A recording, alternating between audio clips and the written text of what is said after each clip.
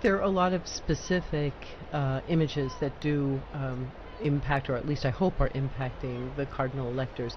But I think you started by talking about the Sistine Chapel choir, which we all had that opportunity. Again, the people at home, I'm like, guys, you're talking about secret this, secret this. They actually opened the door and they let you see. Look and listen. So we have this choir which sings incredibly beautiful music, summoning the saints, calling down the Holy Spirit. We have this very solemn organization towards the Gospels, which are open on the altar for the vow, and then we have paintings all around us. And I think the first and foremost thing is, after all the noise and the cameras and the opinions and the dinner parties and the salon stuff that's been sort of coming in at them, what a perfect place for prayer. And then as they collect themselves, and I think now on the second day, sort of beginning to get accustomed to the space and accustomed to the routine, the painting that will probably come to the fore is the Last Judgment. It's the work that they must stand in front of, and each must stand alone, as we're all going to have to do it too, so it's not just them. But each must stand alone as he takes that vote, and he's holding it, and he puts it into the urn before the image of Christ the Judge, and at the same time the image of Mary right next to him. And so this reminder that he is accountable.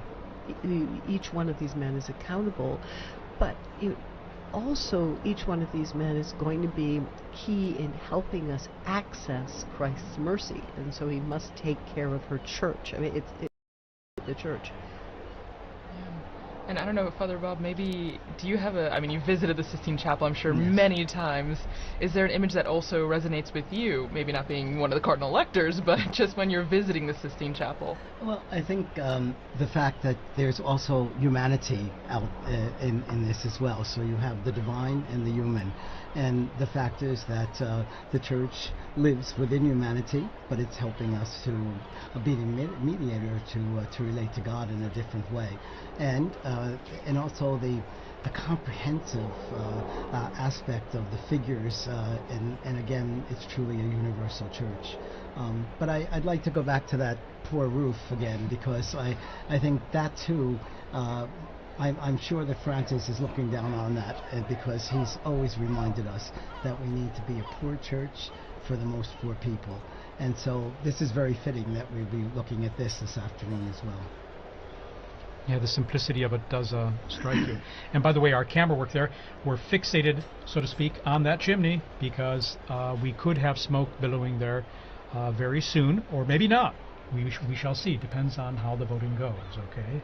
So obviously at the end of today, maybe around 7-ish or 8 p.m., we'll see, Rome time that is, if there's, there'll definitely be smoke. It could be black or white, but if there's a vote in favor of a new pope in this first voting session of the two, if there's a pope elected, we'll have white smoke in here. But anyway, we're just going to wait and see, and the camera is there. But we can tell you there are lots of people filling that square right now. As the hours, or as the time goes on, more people, Romans especially, come into the square to be part of this great anticipation and this excitement that is what we call this smoke watch, indeed. Well, and it's something that Thaddeus, we were talking about before, and focusing on the chimney. The smoke signals are definitely something that have been a tradition for many years to signal the election or waiting for the new pope, but it's something that is still like a continuity in our faith, and in the faith, in the conclave. I don't know exactly where that started. I don't know if Father Bob or Dr. Lev, you know where the symbology or the nature of using the smoke came from. The gradual, obviously the smokestack is proper to the Sistine Chapel chimney, which was used for the very first time in 1492 for the conclave. But one of the interesting things to be thinking about, especially since we talk so much about this unprecedented conclave with the extraordinary number of electors and the extraordinary number of people is that the process of the conclave has been evolving over the course of a 1,000 years. I mean, the election of the Pope, almost 2,000, but the process of this conclave has been evolving over. So the idea was to find a way to minimize the contact that the cardinals have with the outside world. And so eventually in the construction of this building, which was constructed specifically, I mean already it was constructed to have one entrance and one exit to be closed with a key, conclave. So these considerations, the smokestack was actually added later. You'll see there's no chimney in the there's no a stove within the chapel. It had to be brought in. But as the process refined itself over the years, and they thought of better ways of communicating, especially because there were a lot of bookies making bets, so they wanted to make sure everybody found out at the same time so that they couldn't hedge bets. They developed the system of the chimney. So betting is also an ancient tradition that we have. Oh, I believe it was an excommunicable offense until something like 1918. It's pretty recent. Also, the technology has come in now because before they would throw in a bit of wet straw if it was black smoke, but that didn't always work, and so you'd have white smoke coming up at times, and so now they are using some chemicals that we'll see. There still might be a mistake, but they seem more certain now that we'll see black. That did actually happen in 2005. Do you remember? Remember the first ballot? It was yes. Gray. That's right. And there I was was confusion. next to the Telemundo tent, and they were screaming "Papa, Papa, Papa, Papa," and everybody was like, "Hmm," and it was utter confusion. So I'm telling you, it's a work in progress. They've just figured out the chemicals. There we go. And no matter what anyone says, I want smoke signals. It's so cool. If you think about it, really, in terms of a way to communicate to the world with an ancient method. If we have a pope or not, a way to share that news. I mean, of course, it gets tweeted, it gets sent out live around the world, but I think looking at a chimney, even in 2025, is an exciting way to live this whole process and to experience it. Well, and so looking at this, and if smoke signals are outdated or still part of our everyday life, even in 2025, we actually dug into our Vatican archives and found an interview by our former colleague Tracy McClure, speaking to Father Thomas Rees about these aspects, the smoke signals and the inspiration of the Holy Spirit, and maybe a not too famous saying, the Vatican saying, you go into a conclave a pope and you come out a cardinal. So let's hear some of that interview.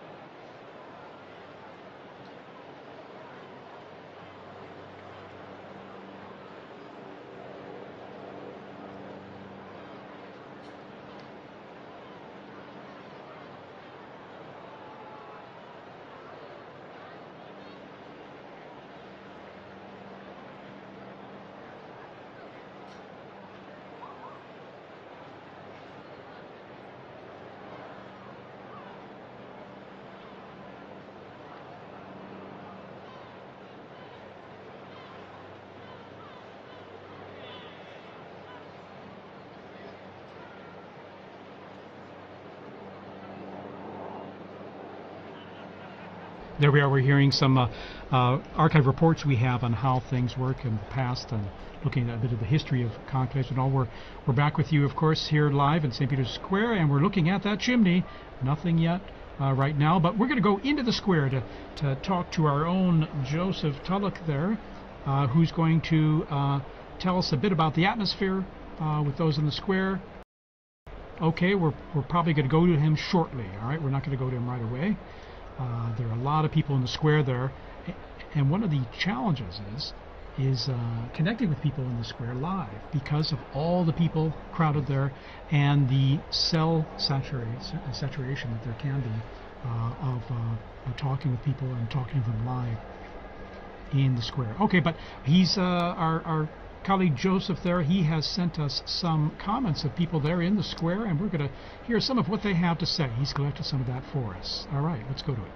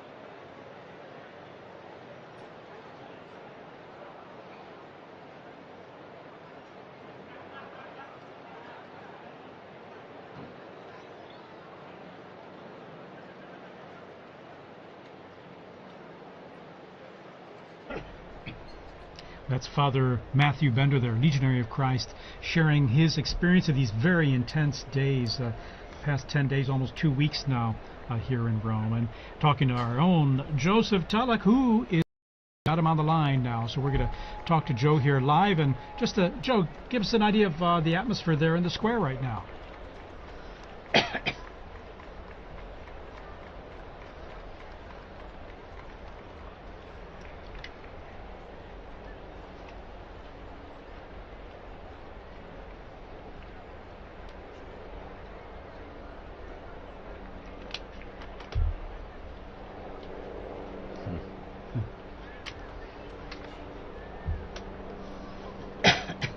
Well, I'm feeling really lucky because I'm working and I can also look at the chimney and follow the conclave. But Joe, tell me, are more and more people kind of streaming in there now as we're getting close to a possible smoke coming there?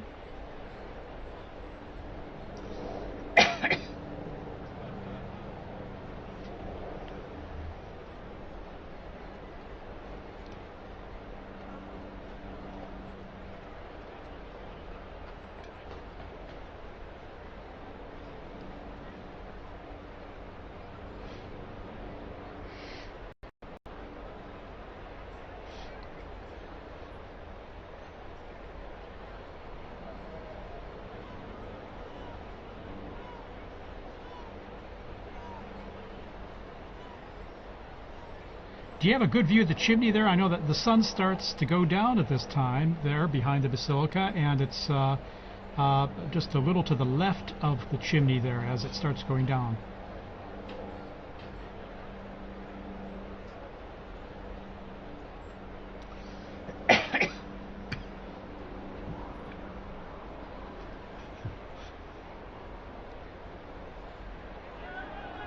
Well, I hope you have some sunglasses there too, because that sun is very strong. It's been strong these days, actually, as we go into the summer here. All right, Joe, anything else you'd like to add before we go back to you a little later?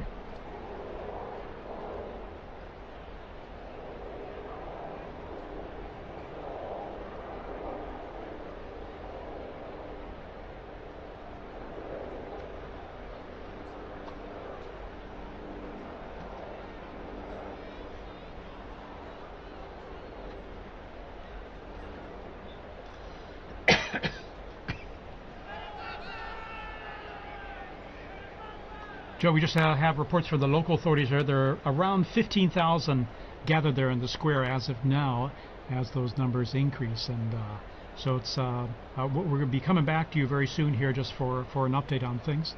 So thanks, Joe, and call us anytime too if you have any updates.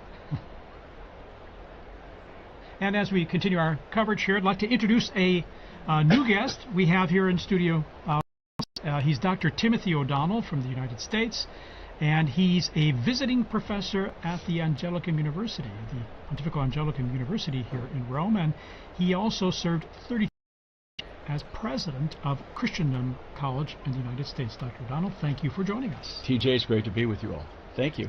How's this experience for you, being here not only as a visiting professor, but also for, as I've mentioned, these very powerful days, and now just over almost 10 days now we've been living It through is this. very powerful. Even now looking at this chimney, I feel almost the way like a little kid would feel waiting for Santa Claus to come down. I mean, there's that sense of joyful expectation that something would happen, because I've been here for 4 papal funerals now, and that sense of the sede vacante, of not having a father, is really, it really hits you hard. I remember we first came over here as students back in 1978. We arrived 2 days before the funeral of John Paul I.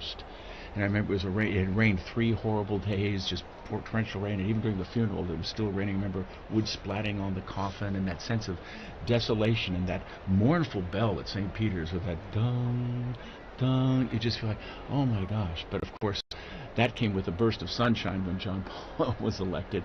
But still, I think there is a real sense of loss, and that lingers at the very beginning. But I think as you begin to move forward, that begins to move away, and hope begins to spring up, and sort of longing that this is not an end. The church renews itself, you know. And so this is going to be a great opportunity to see people once again. But being in Rome is always a great experience. But when you're dealing with these type of historic events, it makes it extra special. In fact, that's even my own experience as well. I mean, the sense of loss there is when we lost Pope Francis, when, as well Pope Benedict or St. John Paul II, when we lost them, there's a certain emptiness you really, really felt, of course. And that's why I always feel like these 9 days of mourning, the traditional 9 days of mourning, are a powerful way to deal with that aspect of loss and to mourn the loss. But then now we're in the conclave, and there's this sense, that's why I say hope, because of renewal. There's going to be a new Peter to lead the church and to accompany us on this journey, and to keep all of us kind of as a united, keep all the sheep sort of united with a new shepherd. So there was a definite sense of desolation. I remember when John Paul was elected, we made a promise, my wife and I, that wherever we were, we'd come back for the funeral when he died. We didn't know it was going to be 27 years later. But we did come back to that, and I remember it was just so sad because the power and the presence of John Paul is like, how could that ever be replaced? So we're standing there for the funeral, and you're trying to get a perspective on what this pontificate meant. And I remember there were media people going through the square, and there was a gentleman behind us who was from Poland, and the guy was going on asking different people, where are you from? Why are you here? And this Polish gentleman behind me just started to weep. And he said, I'm from Gdansk. He said, I would have crawled down to Rome on my hands and my knees. This man gave us our freedom. He gave us our dignity back again.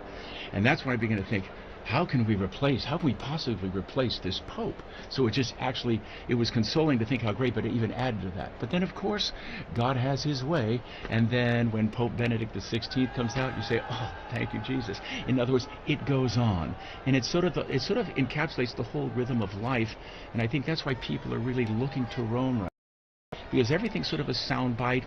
We're suffering from sort of like what I think Benedict called a cultural amnesia. We don't remember who we are, we're confused about our identity, and oftentimes we're looking at things and we don't know who we are. But what's happening right now, you see something that is permanent, something that has not changed. Even the antiquity of smoke coming up from a little chimney signifying a transition. People are hungry to know who they are and to understand the meaning of the past. A lot of times we neglect history nowadays. I think it's something like 75% of college graduates in the United States graduate from college without ever taking a history course. That's devastating. So when you actually see this type of living history, I think people are naturally attracted to that. And that's why I think it is a great time for catechesis to talk about the longevity of the church, the beauty of the church, and the beauty and the richness of these traditions. And Dr. Lev, what would you say in terms of if you had your own students right now and trying to help, especially students maybe who aren't as familiar with the Catholic Church or these how these processes work, how would you contextualize what's happening here to them? Well, I agree with you, Tim. It's such an incredible moment to show the students living history. I mean, one of the things about the Catholic Church that I think maybe we take for granted but is baffling to the rest of the world and incomprehensible at times to students is the man that we are waiting for will be the 267th Pope in a direct line.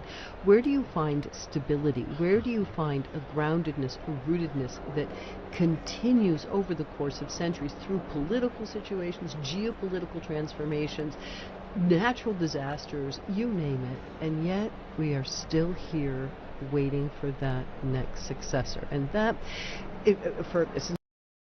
for what that builds into is when you look at a building like St. Peter's that starts with the hole of the ground where they buried St. Peter, you are looking at something that shows a series of monuments, one placed on top of the other in a all the way up to the top of Michelangelo's dome. And so the beauty stems from that continuity. It's this incredible story, this incredible lineage of the popes. It forms almost like the invisible scaffolding around which all of this beauty can be arranged.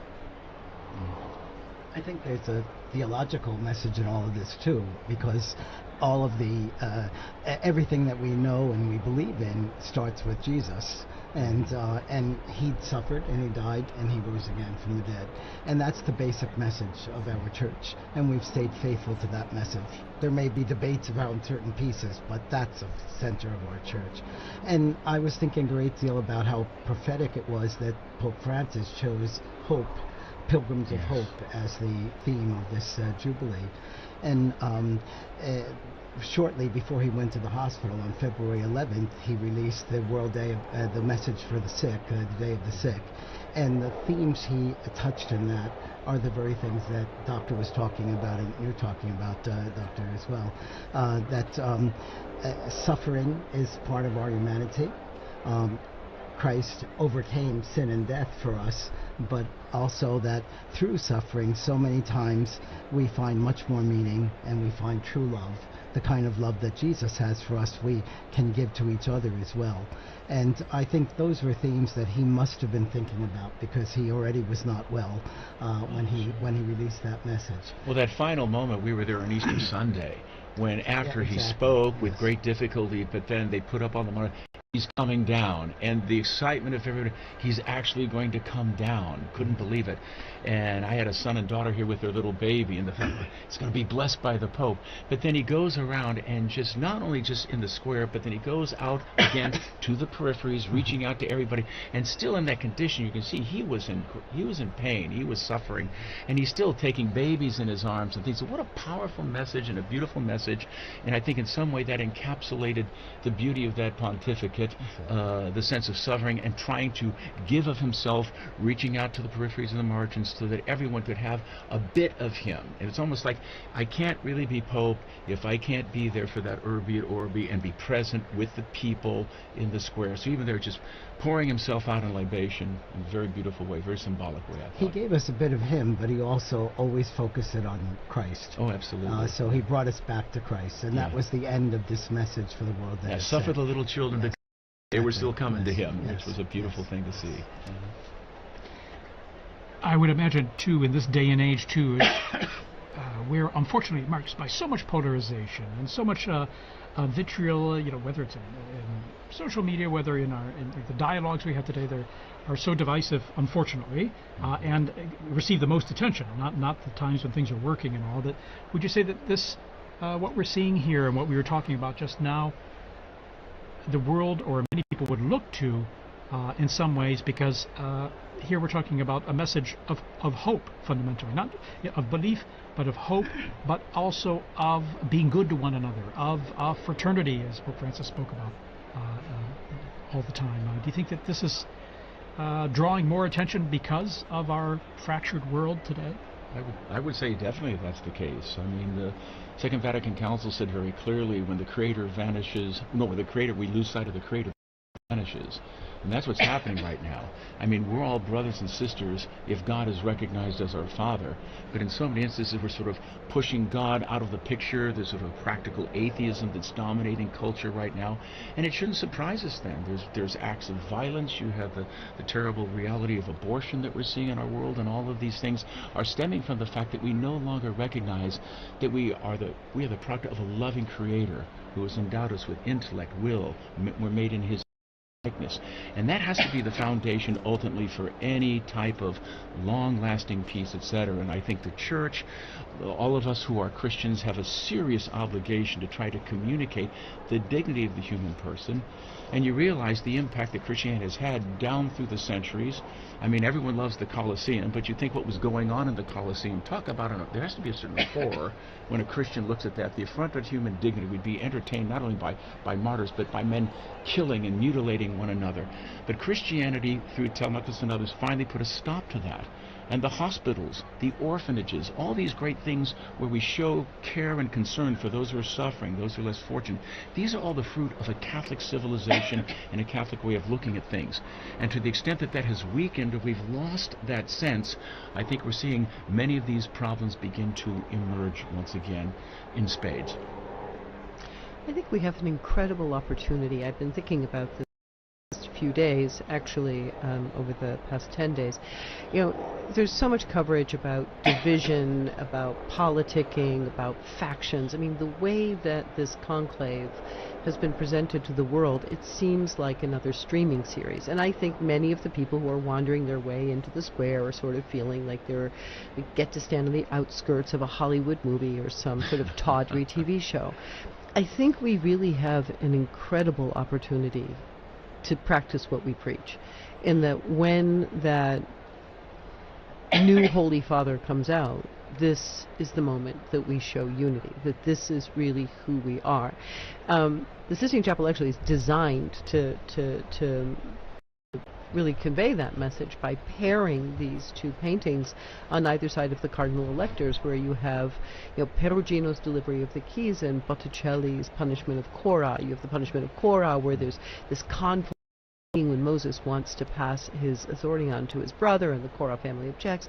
And then you have Perugino, Matthew 16, you are Peter, and on this rock I will build my church, with the apostles standing around very nicely. So from within the conclave, the first message is to the cardinals themselves: if you accept this, we will have peace, we'll have regeneration. If you fight, we'll have chaos, and that chaos will spread outside. But now, post-Vatican II and our great hour of the laity, it's also our job as the laity to join around the Pope. Politicking is over, faction is over. We have a new Holy Father, and will we follow him together and show the world how it's done?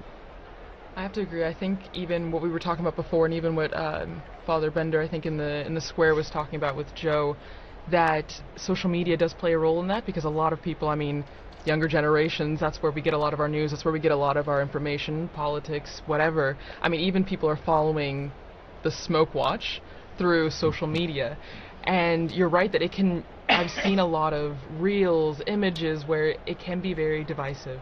You know, it's maybe even lost the sense of it's a prayerful event, it's an event for unity, it's supposed to be something that should bring us all together. I mean, I was in the square earlier today, and hearing the different languages and the universality of the church in that, you know, seeing so many people, whether they were Catholic or not, coming here because someone told me when the Pope speaks, people listen, whether you're Catholic or not. He has a very big impact, and I think you're right that we as lay people, and Father, we have a role to use this as an opportunity to grow in unity and peace.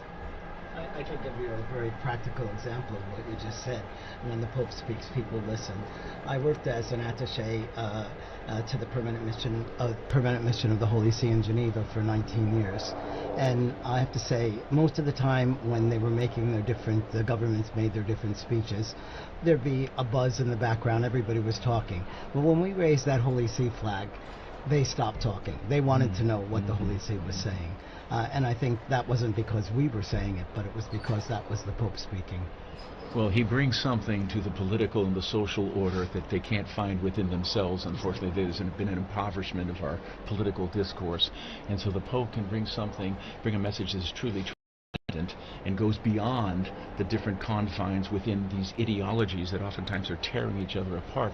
And I think we're at a point right now where people are really tired of those ideologies. We think about, you know, Russia and Ukraine and the horrible things going on there, what's going on in Gaza, but to have a voice that is able to communicate a higher purpose and say we need to rise and appeal to the better angels of ourselves. I mean, this is an important thing, and we really need. So whoever gets elected, I think there will be an outpouring of goodwill.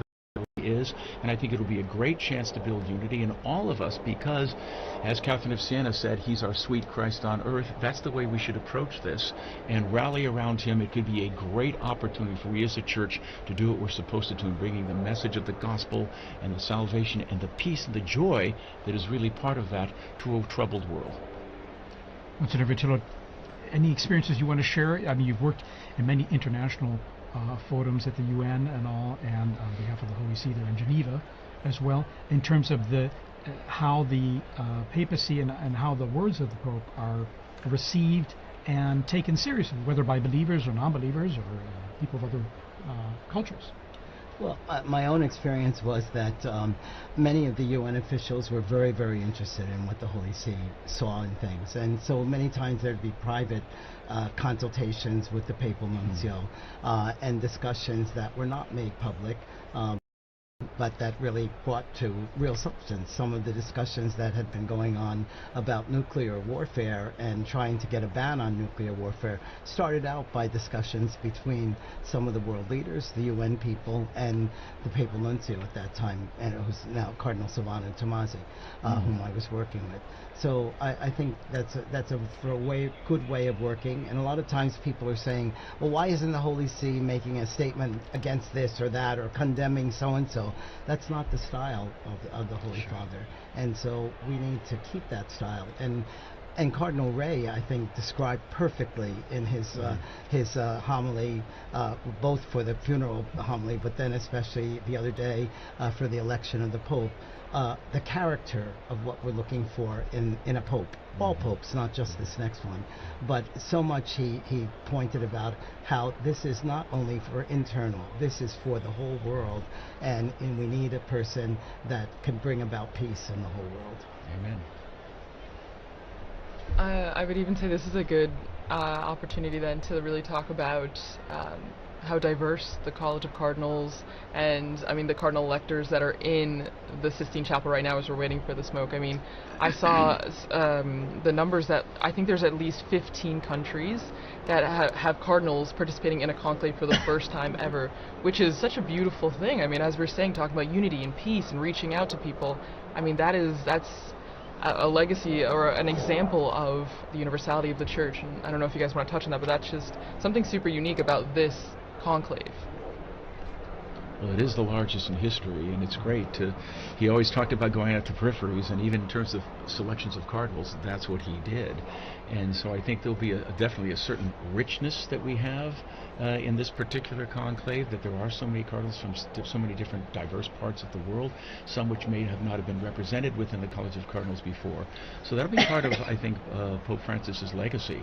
And so that's one of the reasons why I think predictions are ridiculous at this time. They generally are. I remember when John Paul got elected, we had a sheet of newspaper with 30 of the top candidates, and there was no Karl Wojtyła in that list. And so if it was true then, it's even more true now. That's the scorecard is the scorecard mentality, but it's an old one. It's run forever. I think this there are a couple of things, both when you were describing earlier the last days of Pope Francis, that really paralleled the last days of Pope John Paul II, where you did see the Pope pouring himself out. This idea of the Pope as libation and this extraordinary. I mean, Pope Francis, the whole pontificate was really he would go to audience and then get in the ambulance, go to the hospital. I mean, he was quite a man. But that those last days where everybody could see the Pope giving himself completely to his people, to his flock. First of all, in a world where we're getting very confused about age and the value of people as they are older, I think that's a beautiful parallelism. The visibility of suffering, that instead of it became something for people to really feel and experience. And I think also there's a continuity in this growth of the College of the Cardinals. I mean, we have been watching the representation of the College of the Cardinals, the growth of the Universal Church throughout the 20th century get larger and larger and larger. Now we've hit this really exciting new point where we have we've hit 15 new countries represented. We have voices from all over. But again, the plan was always that, and it really shouldn't be surprising. Forgive me if I bring everything back to art, but it's the only thing I know. But it shouldn't be surprising because, I stand in that Sistine Chapel shoulder to shoulder with people from all over the world. And they stand in that space where you have the invisible beginnings up on the ceiling, you have the invisible endings in front of you. It's always been meant to be that. Even in the painting of the Sibyls, you have Africa, Asia, Europe. The church has always been reaching out, and thanks to the new technology, thanks to transport, thanks to geopolitical transformations, this church is more effectively able to leaven in the furthest peripheries of the world. In fact, it really struck me seeing the cardinals one by one taking their oath there in the Sistine Chapel, and just the diversity of their backgrounds and cultures that just was really striking. And what struck me too, just watching them one by one, in some ways they look like ordinary people in beautiful vestments and all, but one of them will be wearing white, most likely following this vote. And it's amazing how they can kind of take on or the office takes a hold of them in a sense, or that they become, I don't want to say new people, but there's almost the ministry, the role they've accepted and are taking on becomes part of who they are, and it's almost like they take on a new and living personality, isn't it? Historically, that's true. There have been a number of elections where they picked men that they thought would for a short time, and then they get in there. Of course, the whole church is praying for them at every mass, so you have tons of prayer coming, but they are energized by that. And some of the most dynamic popes that we had, they thought were going to be very short. I mean, Pius V was supposed to be a very short reign. Even someone like John the 23rd, who shocked everyone. I'm going to call an ecumenical council, and all of a sudden announce that on St. Paul, and everyone's, what are you doing? You're supposed to be transitional. But here he goes, and he just goes through it. Now, he didn't see it to the end, but Paul VI came on. But no, this is common. But even like back in Acts of the Apostles, that when Peter was in prison, the whole church was praying for Peter. And we continue to do that. And I think there were a lot of graces flow into the person of the Holy Father. I mean, what an incredible office, burden to bear. Think that every morning you wake up and you're responsible for the Catholic Church throughout the entire world, all the dioceses, all the different things that are going on. That's why it's really crucial. Whoever gets elected, we immediately need to be praying fervently for him, for his strength, for his insight, for his courage, and that he will have a successful pontificate in the full spiritual sense of what we mean by success. I really do think, though, he does leave himself behind. I mean, it's exactly what you said. He will not be the same man who goes into the room of tears when he comes out. He will have a new name.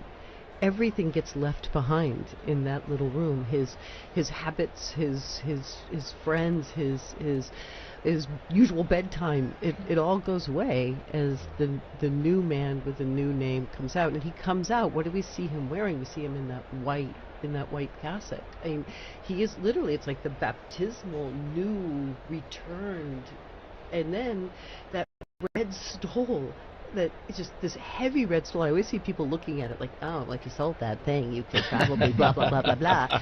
But I mean, look at it. It's not an accident. They got plenty of light polyester stoles. You've got this brocade blood red. This is the burden. This is what he has to carry. So we see him walk out there, not pizza ball or tagle or whatever the name of people that throwing. He's not that person anymore. He's someone new. And in that transformation, I think that's also, while terrifying for him, it's also liberating, because it just allows him to be the servant of God. Let's remember that that Jesus prepared Peter for that, and also all the apostles, the bishops, by teaching them service at that Last Supper, and showing them service by washing their feet. And here you had this kind of rough and tumble Peter, who said, no, you're not going to wash my feet. Oh no, well then, if you say you have to do it then why don't you wash my head too? And yet he was showing them what it was to be of service. And I think that we have to connect with the papal vocation. It is of service, and it's service to everyone in the world, and that all the more that Pope needs our prayers to be strong in all of that. Yeah, Gregory the Great was the first one to use it. Servus servorum Dei, the servant of the servants of God. Expression. And the challenge for any pope, because no pope can be everything to everyone. Everyone has expectations, and some say, well, I like this about this pope and this about that pope, but no pope can be everything to everyone. They've got to have their own personality, which is transformed, as we say, not only the personality, but their being is transformed by taking on the office. But at the same time, we have to look forward to what their own strengths are, and then also be conscious of the incredible complex, delicate role of being Pope and holding this church together, which is so diverse and so global. Well, and I think, actually, Dr. Liz, you brought up a couple times, right, that art, it all comes back to art, and I think it's really true, because even just you guys talking about the moment when the newly elected Pope goes to the Room of Tears and then eventually comes out to that loggia, the balcony, right, and in St. Peter's Basilica, and right under that, if I'm not wrong, there's a relief that shows Jesus giving the keys to Peter, which then symbolizes, the entire thing. He starts his pontificate with that right under him, remembering that is his call. Those keys are pretty big. Yeah, they're pretty heavy. Yeah. And those keys were to forgive sins. Exactly. And also there was also a mosaic underneath, which is Jesus saying to Peter, "Feed my sheep." And that reminds me of, again, new technology which gives us views of things that we didn't have before. When Pope Francis came out on the balcony, there was a shot that came from behind So we saw what he saw, and you looked out into this sea of faces of people just looking up. And despite the fact that we joke about all the screens there, I remember that day, just all of those people with this who are you the one? Can you help me? I mean, just this feed me, literally. And so I think that's yes, I think it's a very important part of the art, telling the story of or underscoring the role of the Pope. One of the beautiful things about Pope Francis that night also was, I remember he reached out to everyone and said, "Would you please pray for me?" And then there was a really about 15, 20 seconds of silence, and everyone in the square, everyone had their head down, and they were praying for him. And so that sense of receptivity was not only was there to impart, but as a brother in Christ, he was receiving as well, which is always a sign of humility, the willingness to receive. So that was a beautiful, precious moment at the beginning of that pontificate as well. In fact, the weight of the office itself must be frightening. And so when we speak of the Room of Tears, where the new Pope, who's accepted the election and to take on that role, has time to pray and to let it soak in. It's got to be, I imagine, the weight, the burden of it, even if sustained by grace, and it must be immense and massive, especially as they peer out on the central balcony of St. Peter's Basilica there and seeing the crowds and seeing what all this entails. I remember the day after Benedict was elected, he met with a group of Germans who had traveled there, and he referred to the whole conclave experience. He said, "As the guillotine continued to descend," and I just think, oh my gosh, this poor man. I mean, that's why your heart, it has to, whoever it is, your heart has to go out, because life is going to be very, very difficult, very, very difficult change. Like you said, there's going to come a time when you will be bound and you will be led where you would not go.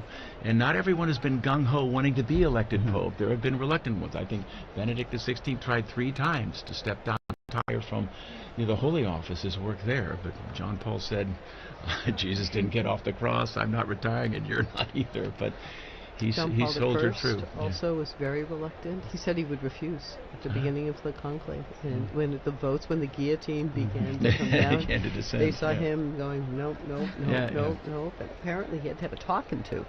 But I think they're also very aware that they cannot solve all of the problems, either for the church or for the world. Sure.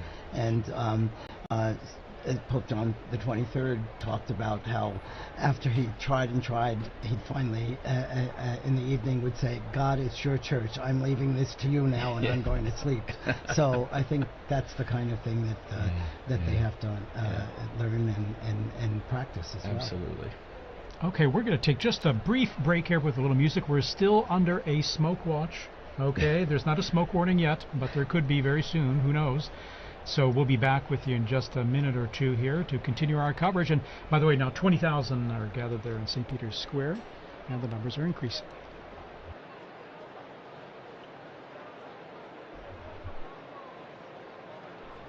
Before saying goodbye, we just want to also thank Dr. O'Donnell for joining us today, because he's going to be with his students from Christendom College to see whatever smoke comes out. So thank you so much. A joy to be with you. God bless you all. Thank you for the great work you're doing here. Appreciate it very much.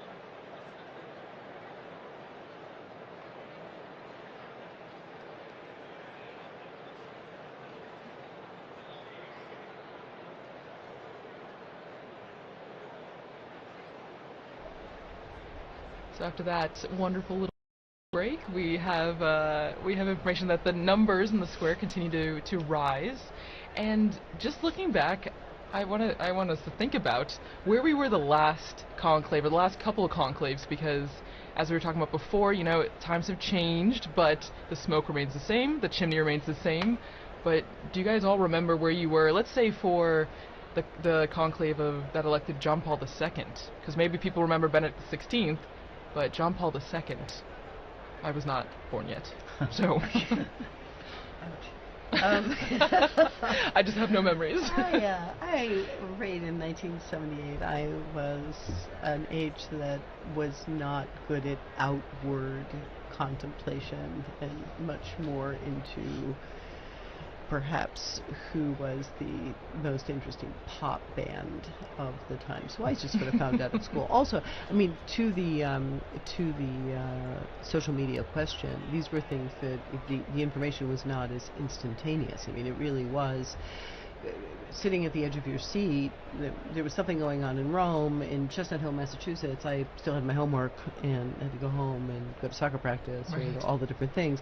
And so I think there's much less of a sense of where I was, because I was really so far away from it. I was going to say, we take for granted today instant communication, instant everything. And I find difficulty sometimes trying to say, well, what was it like before we had that sort of instant communication, high-res, super high-res, instant images? And so it was a different time than, of course, I was kind of maybe 8th grade or something.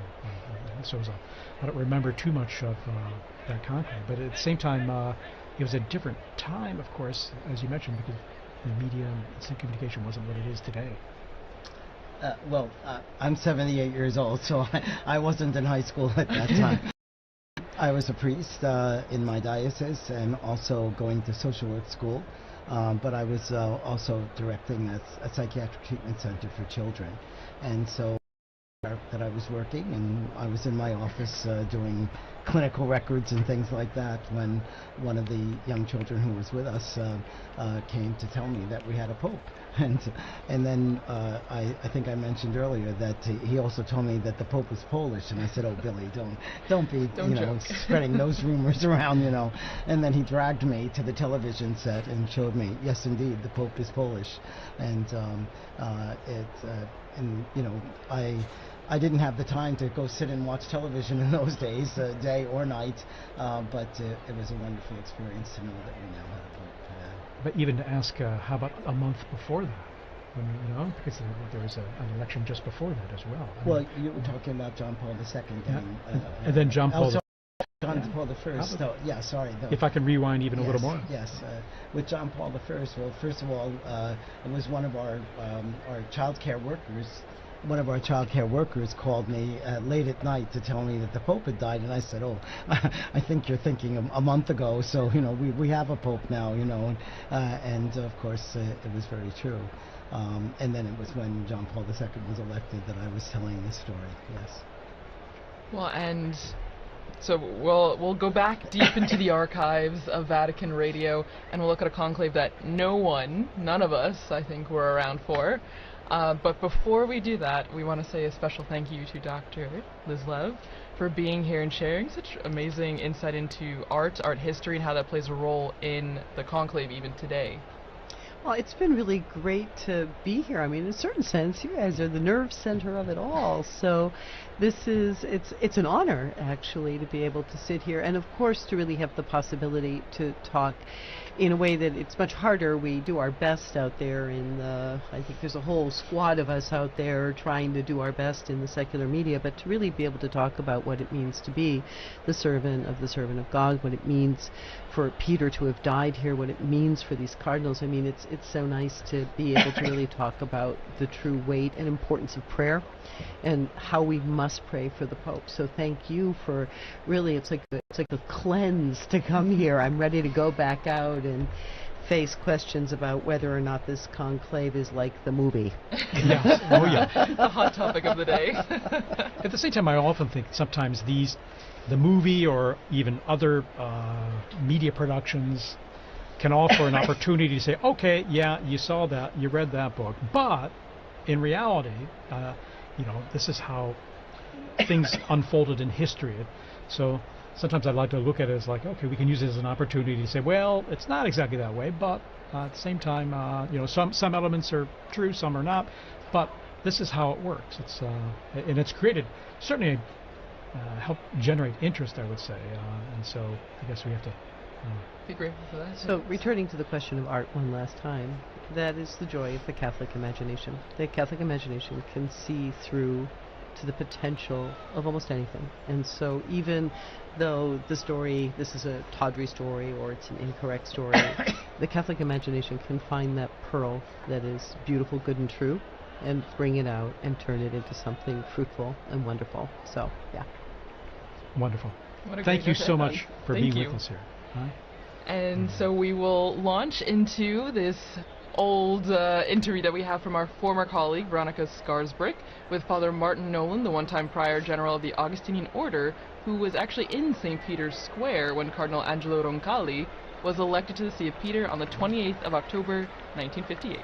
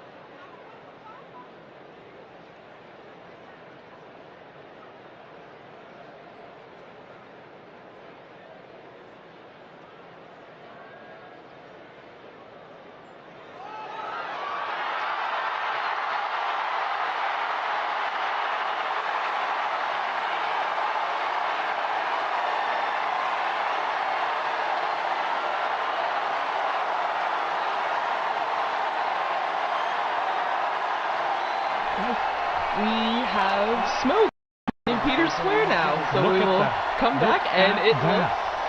looks to be It looks to be white. white. We Look at have that. Look a at that pope. smoke streaming out. This is good. This is incredible news here, coming up here on 6:08 p.m. here in Rome at the Vatican, and we have white smoke streaming out. And you can hear the chimney. crowds. And we hear the crowds applauding there. As you can see, now we got the camera. Just This crowds of people crying. is and, amazing. Here we are. and celebrating this special moment. It's too late, so. There was a brief moment where we were a little unsure, but it is confirmed it is white smoke. We have white smoke here. A smoke warning. A smoke And warning, that's you're no white longer smoke. watching.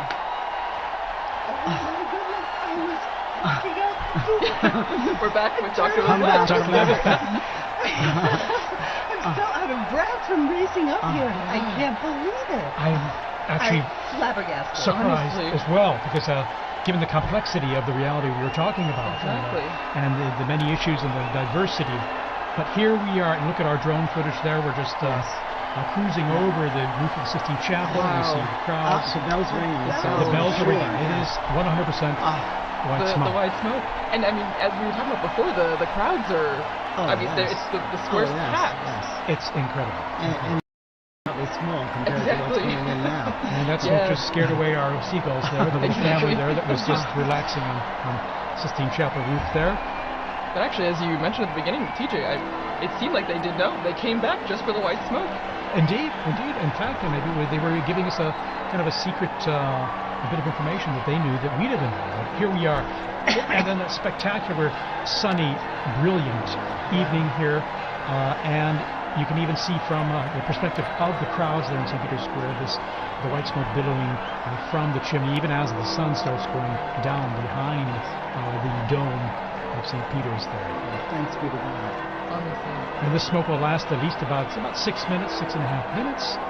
And with a light breeze there in the square, we can see it billowing down towards the square. And we've got now basically about, it's going to be 45 minutes Yes, to at least an hour at least Yeah. before the new Pope, just elected, So before appears we will know who. to greet everyone. And so there's huge anticipation, naturally, of who will the new successor of St. Peter be. Well, and I mean, as we were talking about before, you see the crowds filling the squares, but also the different people who have come. I mean, you can see the flags waving, people smiling. It's a big sign of the universality of the church, but then also just how supportive people are in sense of being here for this moment.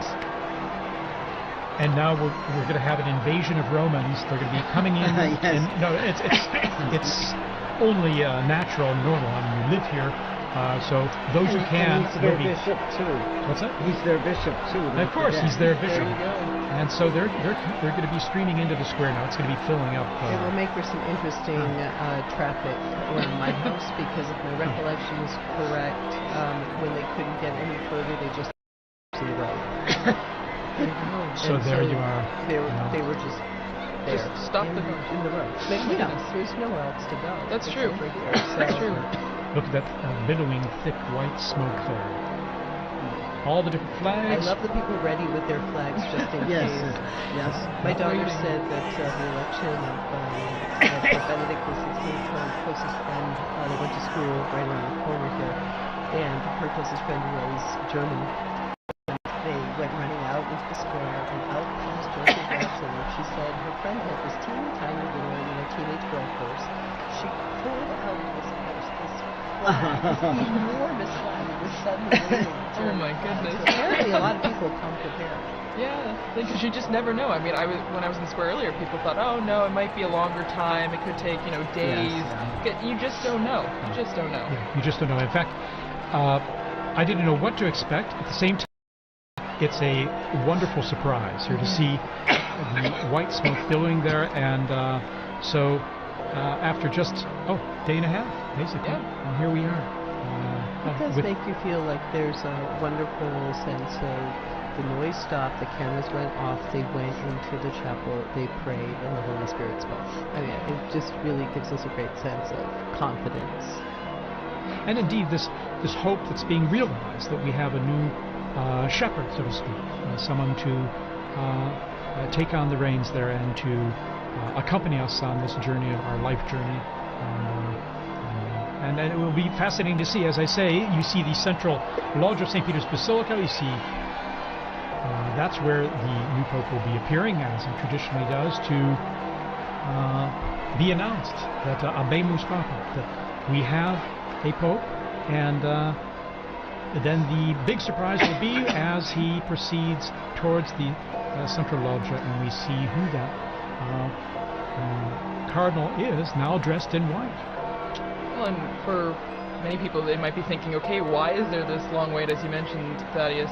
Why is there this long wait in between when we see the white smoke and when the new pope, comes out into the loggia? And it's because there's a process that's going on right now. There is a very long process, which will be the oath of allegiance of the cardinals, of which there are 132 now. And we saw how long it took for the oath to for the conclave.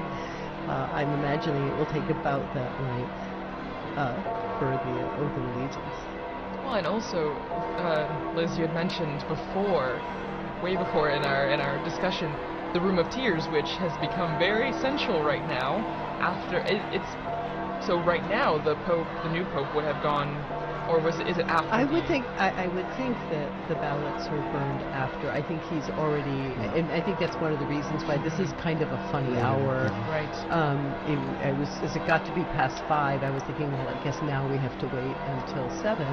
But I think this must have been the time that he spent in that Room of Tears thinking about preparing himself for what is look at that square, and that square is just, it's a microcosm of the millions, if not billions, who are watching, all of them fixed to see, some of them already Christians, Catholics, but other people who are really searching. And there is so much searching going on in the world. And I don't know how many of the people that I've been working with in the secular media circles who talk about, well, I used to be Catholic, or I went to Catholic school, or I was an altar boy, or I was this.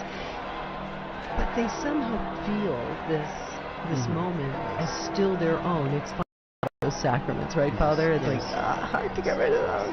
And so he's also the father to those people, and to all the others who don't even know that they're orphaned yet. So all the people we pray for on Good Fridays. Exactly.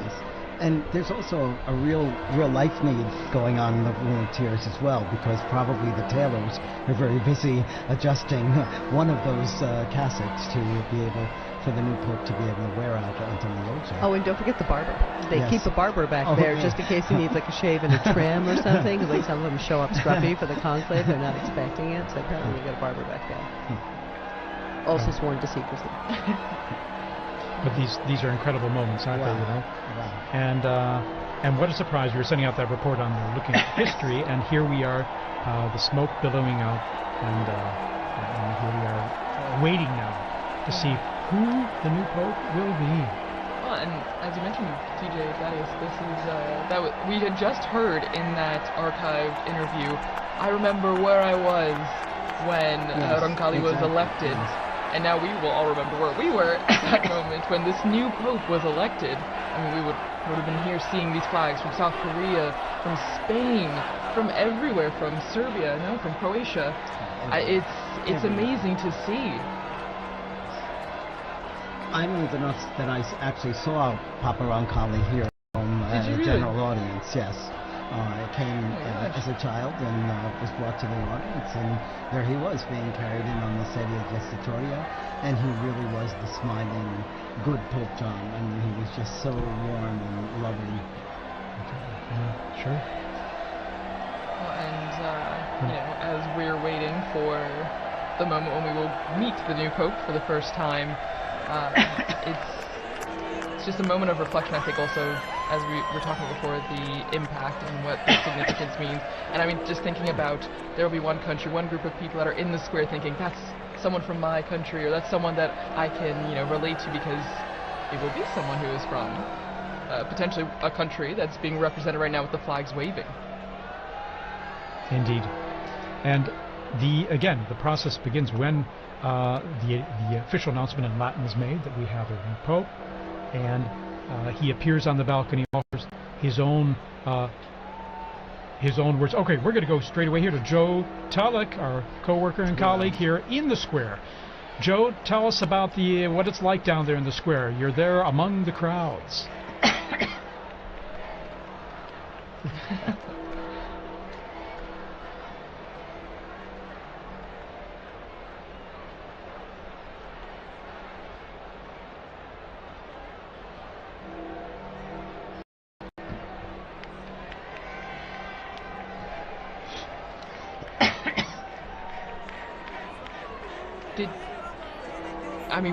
Was there a moment where you heard gasps? Was there a lot of surprise? Did you feel like people were shocked that the smoke happened right now?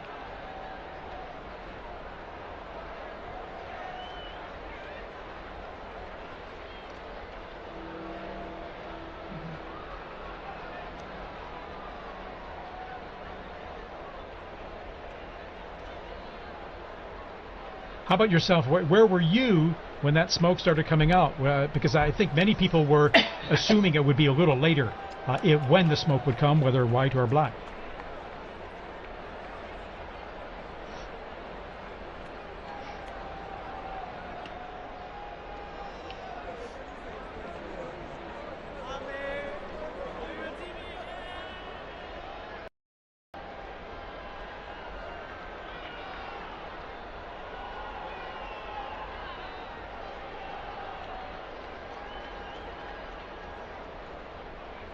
Well, amazing. And I mean, as you mentioned, there's still people running to the square, and there will be probably for a long time, Joe. I mean, because people will be flocking to see the new Pope coming.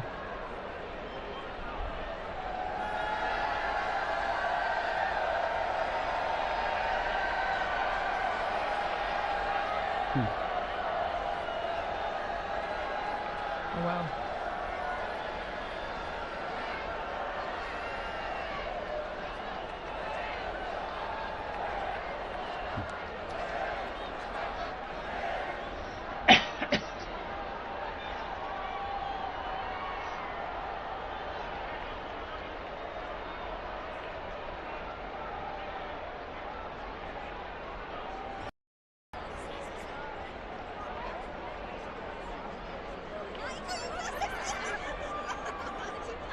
Beautiful.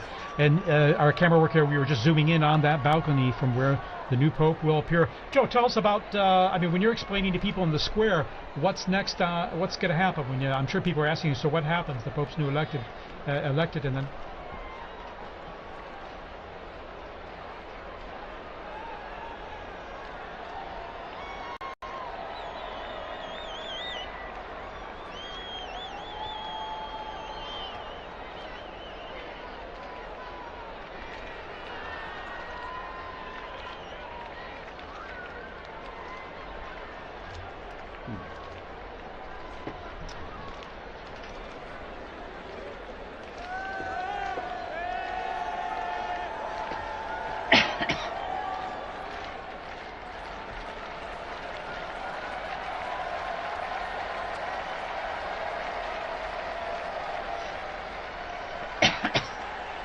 And Joe, how about yourself? You're going to be there for us, aren't you? You're going to be staying there in the square. Our eyes on the ground.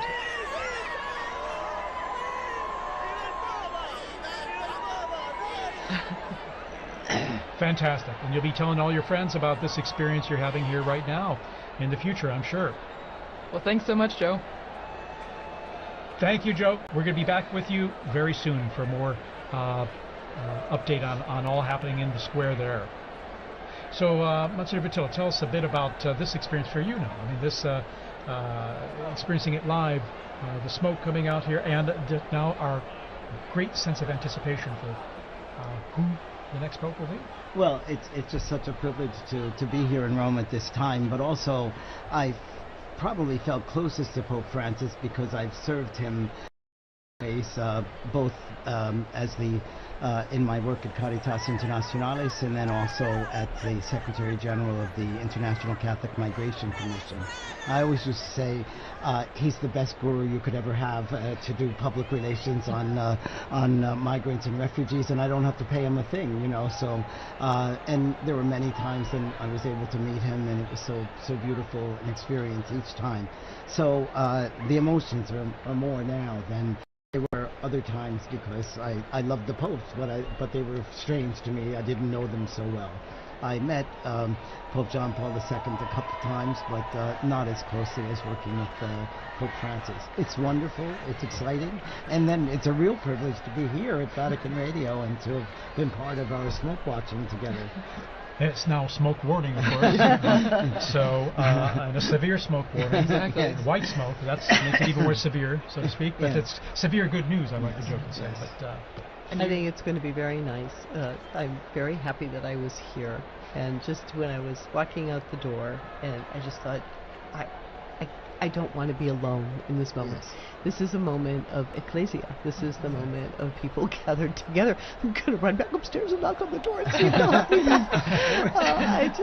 I'm so happy to be able to share this moment, and I love this view of the square and all of these people who are gathering together in really a tremendous sense of rejoicing. This is after our 9 days of mourning, after the shock of Pope Francis's death. We are rejoicing again, and that is very lovely for a beautiful, beautiful day in Rome. Yeah, stunning. Actually, perfect weather, and I like to jokingly call this kind of weather severe good weather. It's just wonderful. It's sunny and of course, I remember in 2013 when Pope Francis was elected. It was during the evening. It was dark out, and it was still Cold. Yes. It rather was cold and wet and rainy. And the sun set later, but it was illuminated with the lighting in the square, and now the even improved lighting they have on the basilica now. It's stunning. You know, the square and the facade, how they've renewed the lighting.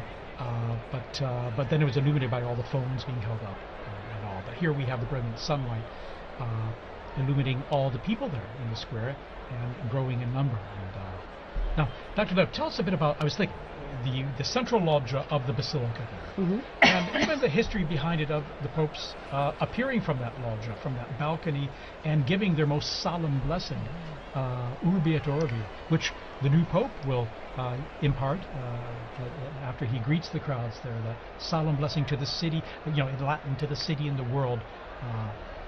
That's the first. His first act is to impart this blessing, because after all, he is the Pontifex Maximus. He is the bridge between heaven and earth. So today we'll see him in the facade of St. Peter's, and that facade, which was built in beautiful construction by Carlo Maderno from 1612.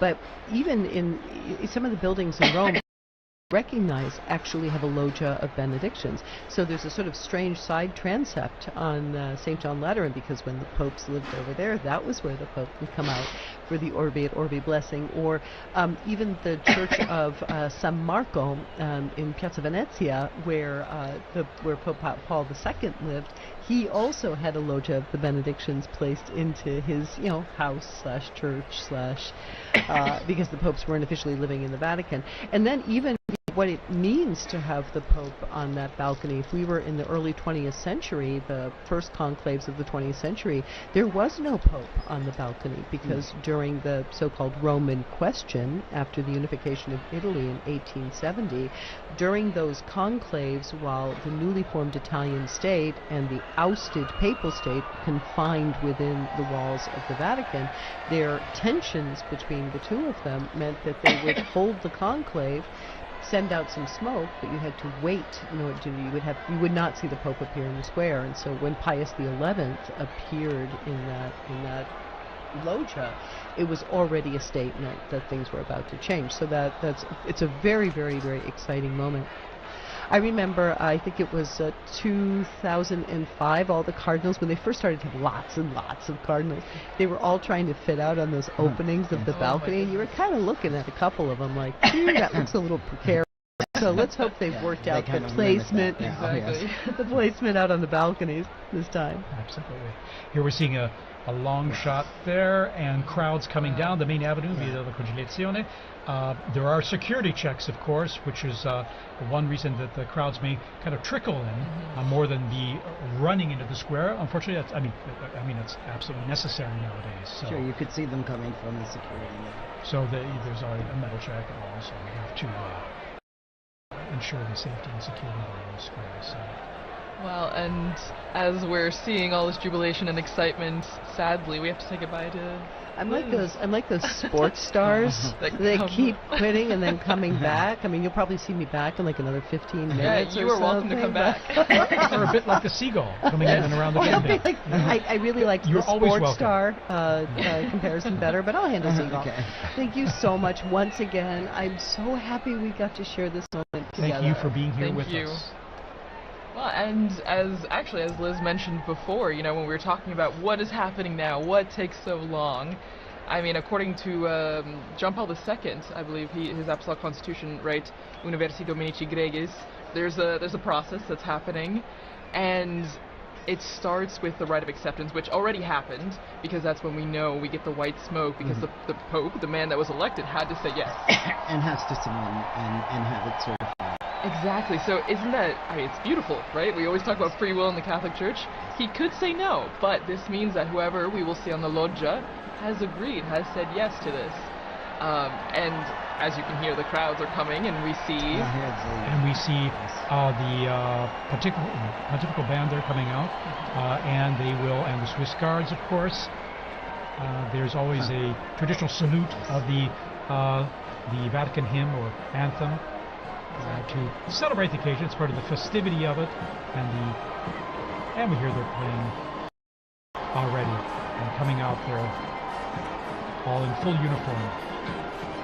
Well, it's special. It's special too because, you know, these last more than 2 weeks, we've had the Swiss Guards were present for certain things, but now they have a Pope once again that they are protecting. That is their role, that is their mission, right? To be where the Pope is and to protect him. And so this is extra special because now we see them coming out again to the piazza because we will have a Pope. Yes. You know, I live with 21 other priests and residents. All of us work in the Curia, and we've been sharing at breakfast how hard it is in the morning when we're celebrating Mass, and there's always a prayer in the canon of the Mass for the Pope. And you know, we now have to skip over that, and it's like your tongue doesn't stop. You know? So now we can pray. Exactly.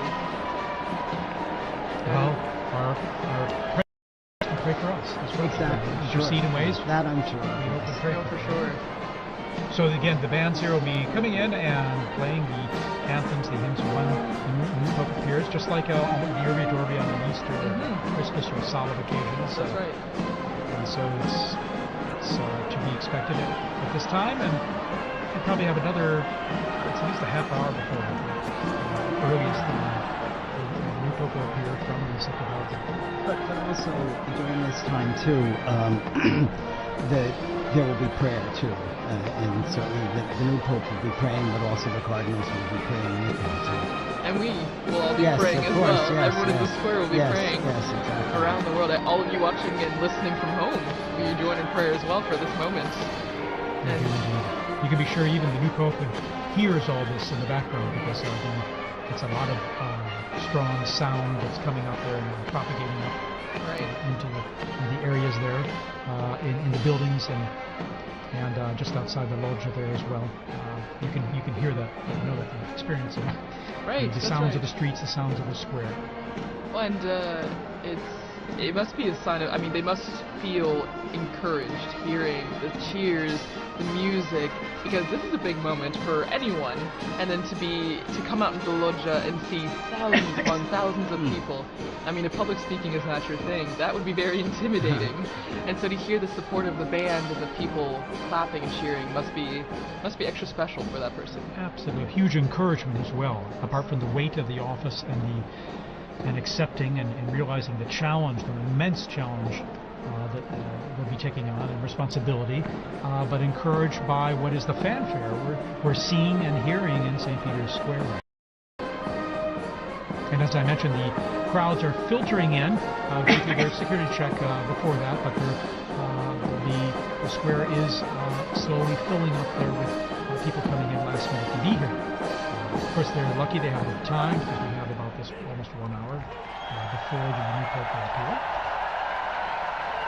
And so we see in the blue there the gendarmes, the Vatican gendarmes and the band they have there, and then of course the Swiss Guard in uniform there in position. So. Well, and just again behind the scenes, looking back behind all the process that's happening, I think is so interesting to think we're seeing the crowds waiting, cheering, trying to keep spirits up while they wait the hour or more until we know who the Pope is. And I think as we're talking about, prayer is also a central part of this aspect as well. I mean, before the Pope comes out, we see the first ceremony, the greeting, the Te Deum. you know, where in the Sistine Chapel, after, you know, being dressed and saying yes, the Pope goes back to the Sistine Chapel and he takes a seat on a chair and a ceremony begins. And it's introduced with a greeting from the senior cardinal of the Order of Bishops, and then they read a passage from the Gospel, which, as we talked about with Liz and also Dr. O'Donnell, I mean, it grounds the mission of the Pope, the office of the Pope in the Gospel, in the message that Christ gave to Peter, you know, feed my sheep, tend to my sheep. So I don't know, it's a really special moment, I think, when you look behind what's happening right now as we wait for the Pope. And speaking of the ground, just in the unbroken line of passing the authority and the responsibility of the papacy from Peter all the way on. And now, going on the ground there in the square, we have Sister Nina Krankic, who's from Croatia and is with us there in the square, and she works here at Vatican News and is going to share us tell us more about her own experience there in the square. Sister Nina, can you hear us?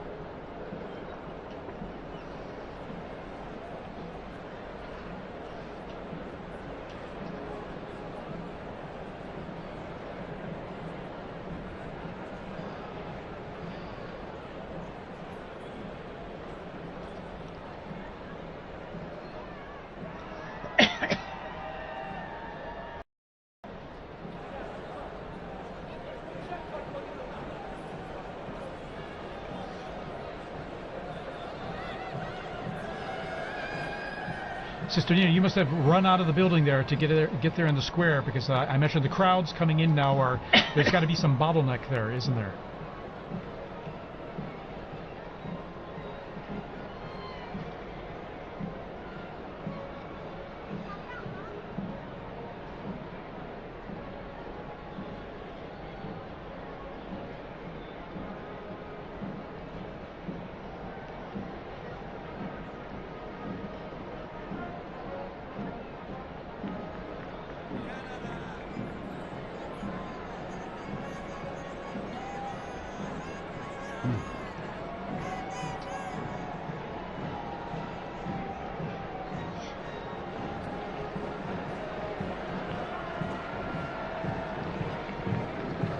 So it must feel like a big party almost, I imagine, in some ways, doesn't it?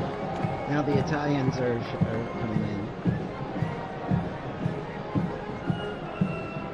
And we can hear the bands there. We see the Italian Carabinieri band that's coming into the square as well. So I imagine it's adding to the festive atmosphere you're living there. Listen.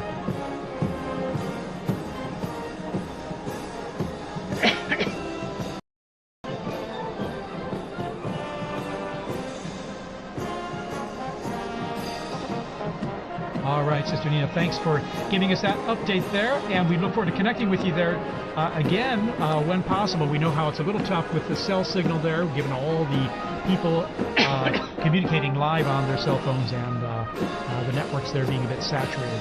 But thank you, and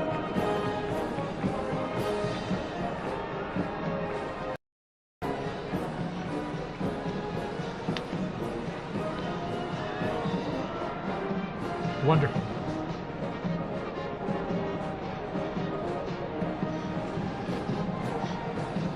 And Sister Nina, by the way, this is your first experience of this type, isn't it? Your first conclave, and so it must be extra special for you.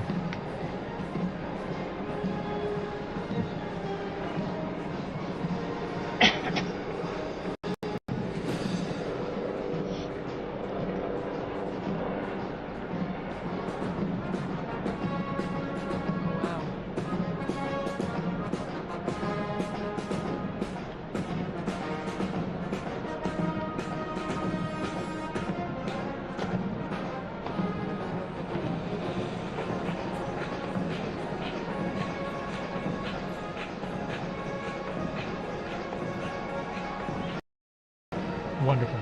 All righty, Sister Nina, thank you so much for sharing that with us, and we hope to touch base with you there shortly, okay? All right, in the meantime, good luck getting in the square there. All right. Well, and continuing, as we mentioned before, the atmosphere, but also what we're seeing. You see the bands, Father, as you mentioned, now the Italians as well, coming up the stairs that we often saw the Pope Mobile drive up for general audiences. And shortly, we're not sure exactly when, but when the Pope comes out, there's a formula that is said in Latin, and for many of us, we might not have studied Latin in school. I mean, my Latin is quite rusty, so I don't know if maybe, Father, you know a bit more about what is going to be said, and for those who might not know, what is the formula, what is said? Well, it says the proto-deacon, and it's Cardinal Monberti is the proto-deacon right now, will come out and say, I have an announcement of great joy, and then he says, we have a Pope, Habemus Papam. I saw some signs there, and they didn't have the correct conjugation of Papa, but that's okay. The fact is, the news is and it's almost universal language now in terms of communicating the fact that we now have a Pope. And then after that, he announces the name. The name, yes, in Latin. And so I'll tell you a funny story of that too. A friend of mine was in the square when Paul VI was elected, and he was standing. He's from the U.S. He was a student at the North American College, and no, it was when John Paul II was elected, and he was standing next to an Italian woman, and they announced that the Pope was from Polonia, and this Italian woman crossed herself and said, "Grazie a Dio da Bologna." Da Bologna. That guy from Bologna. Yes. You can hear Polonia in Italian meaning Poland. Yeah, it's tricky. If you don't know Italian or Latin, it might be a bit confusing. But no, it's extra special, and as you mentioned, I mean, I remember watching with some of my colleagues here at the start of the compilations from the Habemus Papams that we have video or audio of, which is only in the last, just over 100 years that we have video, and it's been really interesting because whether you know Latin or not, you know that phrase and you know what it means, and so it's a big signal to a new chapter in the church. And I'm thinking that the last announcement was by Cardinal Jean-Louis Touron, whom I worked with a great deal, and he made that announcement, and it was so good. And he's gone home to heaven. He's now rejoicing once again tonight. That's right. I remember him very well when he announced introduced Pope Francis, and I remember even hearing his name. I was wondering, who? And I looked it up very quickly because, as always, it's a surprise. Right. It's a surprise, and you don't know, because we have such a list of people, and as we've said throughout this entire Smoke Watch, that it's the Holy Spirit that guides the decision, and so we don't know to that moment.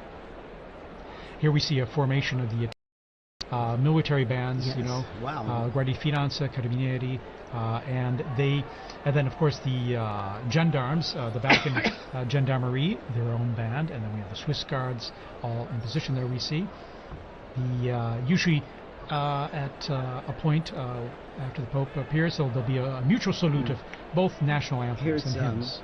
The retired papal preacher. Papal preacher, and also then there's Cardinal Raniero Contextualizing his phone there. We see technology, and then Capuchin and there, and also Cardinal Sean from Boston. Exactly. Sean O'Malley. So here we are. The bands are playing. Introduction here to the Vatican anthem. Oh no, the Italian anthem. Sorry. That's true. The hymns, the songs will be going on until we hear that famous line of Habemus Papam, and we see the Pope come out on the balcony. So notes from the Italian national anthem.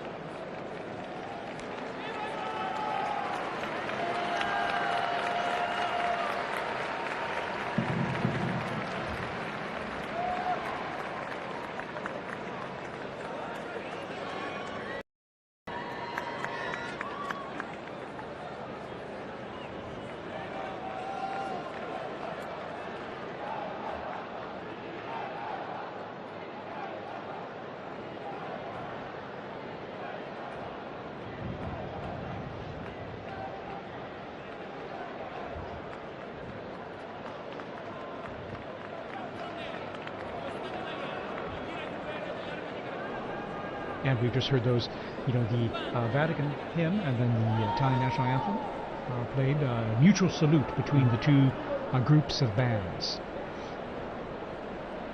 And now the mutual salute and greeting of both. This is just like when we see at Easter and at Christmas, the Urbi et Orbi. During the Urbi et Orbi, when the Pope gives his blessing to the city and to the world. And before that, his Christmas or Easter. So the bands are lined up there as we await the curtains to be pulled back there from the central loggia of St. Peter's Basilica there. And even though the Holy See is a separate country, it's important for Italy to be involved in this too, because he's also the Bishop of Rome. So it's his flock is in Rome as well. Actually, just now taking off my headphones to hear some of the ambient sound, you could hear kind of the craziness that's going on outside. You could hear helicopters, ambulances, fire trucks, everything. And so, I mean, even at the end of Via Conciliazione, where we are, you can hear the excitement and the festivities that are happening outside. Monsignor, I think some of that chimney smoke has gotten to me, yes. There's a lot of pollen in there. Yeah, definitely. Allergy time.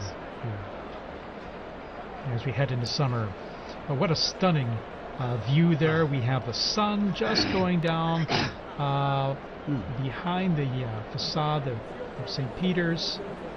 It's always stunning, when it comes time to sunset there with the facade facing east, but then when you're looking at the basilica and the sun going down behind it, it's always so beautiful. So beautiful. Yeah. But everybody's eyes are on this. Yeah, everybody's looking up, waiting for the doors to open and then the white curtains to be pulled back.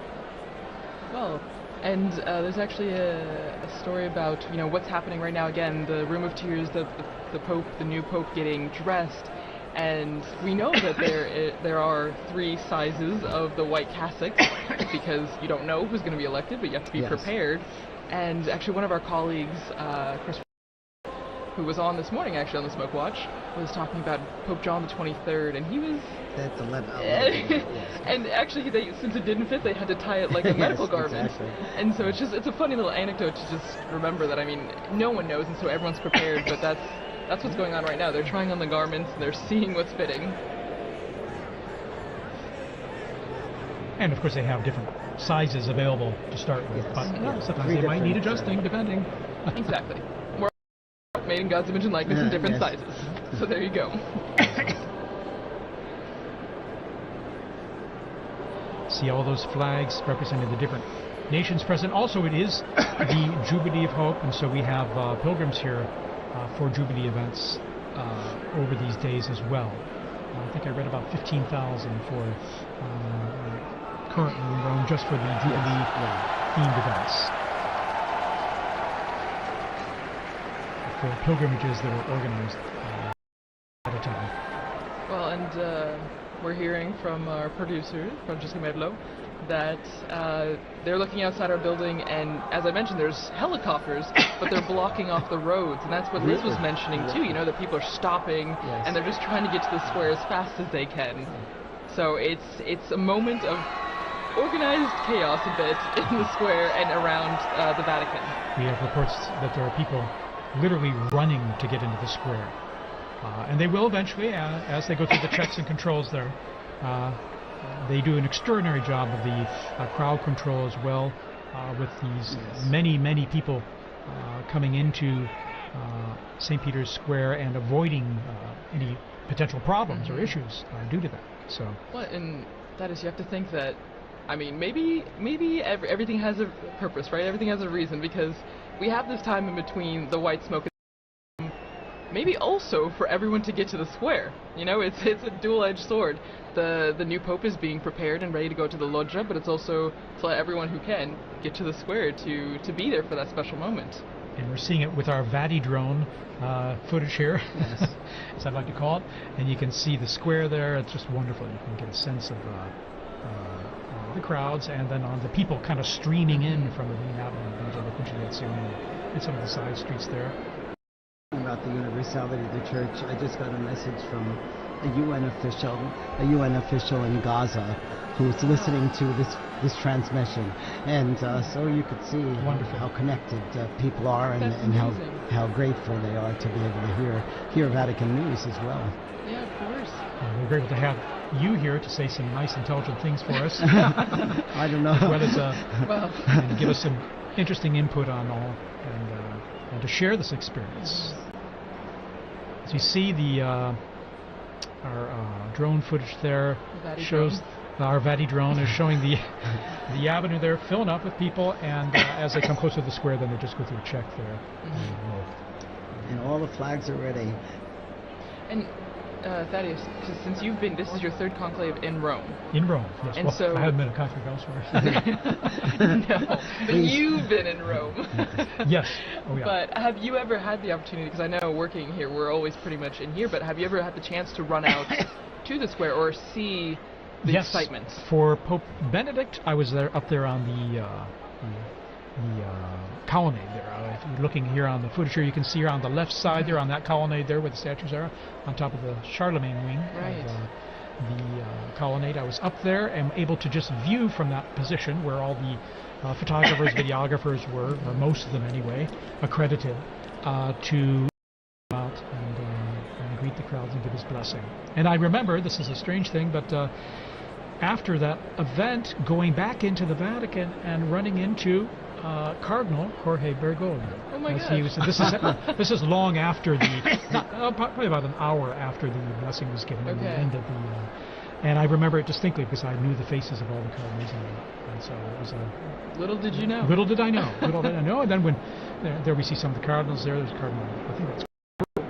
And we see, and then. Canta Messa, and then O'Malley. The cardinal non-electors. Yeah, exactly. They're over 80. And so there's they're non-electors. Sister Petrina, yes. the head of the Governatorato now. And that's Archbishop Fisichella as well, I think. And we see the Secretary of the Dicastery for Communication, Mutual Luis, as well. Anyway. Well, and so, was it, I mean, obviously it's very different being inside here, but the excitement is still pretty much the same, being on the braccio, the colonnade, and being very here. much so, because you're seeing things up close, not only into the bells I was mentioning earlier that you hear very clearly and loudly, but then seeing from a unique angle, almost at below the level of the central loggia, but higher up from down in the square. In 2013, then I remember I was down the street on the Conciliazione looking out the window at the crowds on Via della Conciliazione, and I could see the central loggia from which Pope Francis appeared then in 2013. So that was my other experience, per se, and a unique one at that. And now here in our studio here, right close to the action there. Exactly. It's a third privileged experience. Again, what's really you really feel is the excitement of it, and the joy of having a new pope, but then also the expectation: who's it going to be? Right.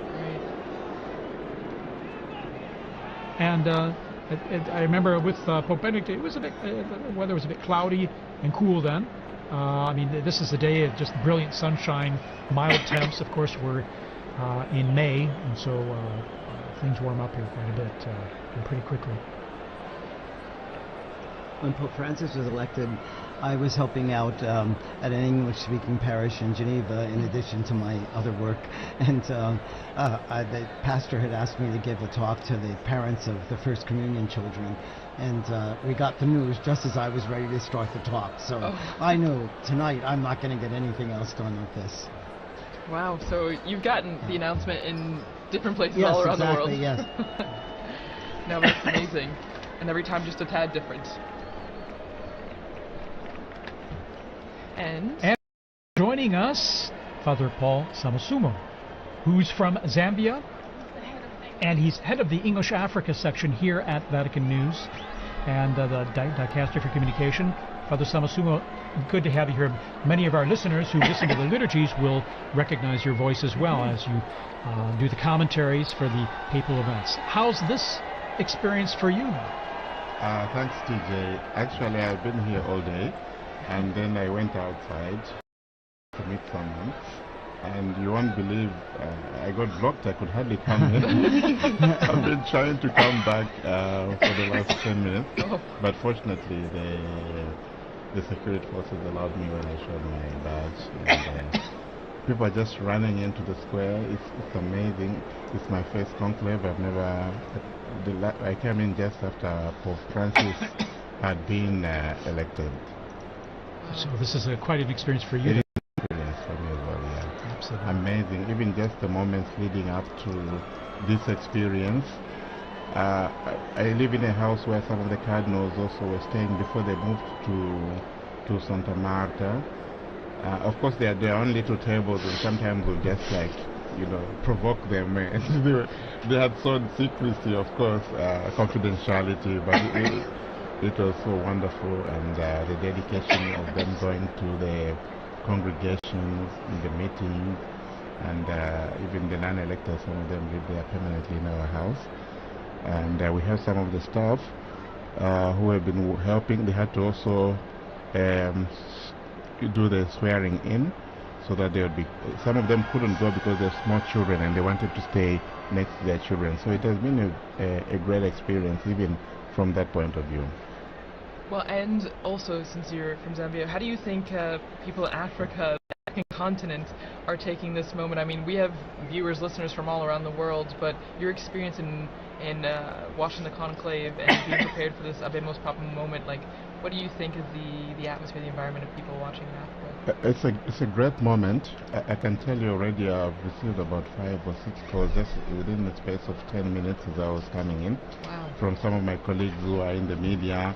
And I think the most, the call that I really enjoyed was my uncle is 82, and usually we talk to him through my aunt because there's a problem of hearing. But he's so excited, so everybody's following. They're following on various channels there, the national television stations, on radio and so forth. It's a great moment, and knowing Africa, they've always been fascinated by the popes. I remember even from a time when I was a young boy myself in catechism, so the anthem, the papal anthem. Really? Yeah. So that was very familiar for you to hear. Not this one, but there's an old one that was translated in our languages. Oh, wonderful. Translated in your language? Yes. Yeah. In your language? Or Yes, languages? Exactly. And what are your languages, by the way? Just Well, I'm from Zambia, and Zambia has 72 languages. Oh my goodness. Of which 8 or so are the main ones that's widely spoken. English is the official language of, so you can get by with that. fantastic. I imagine people tune in even to our live streams, even if it's in Italian, Latin, or with your translation in English. I imagine it's a way to connect people. Tune in the same, even if they don't understand what's being said. It is, and some directors of some of our Catholic radio stations. I'll give you an example. In Kenya, about 11 Catholic radio stations. So we've been asking, what time is the smoke? Why are we having the smoke? Yeah.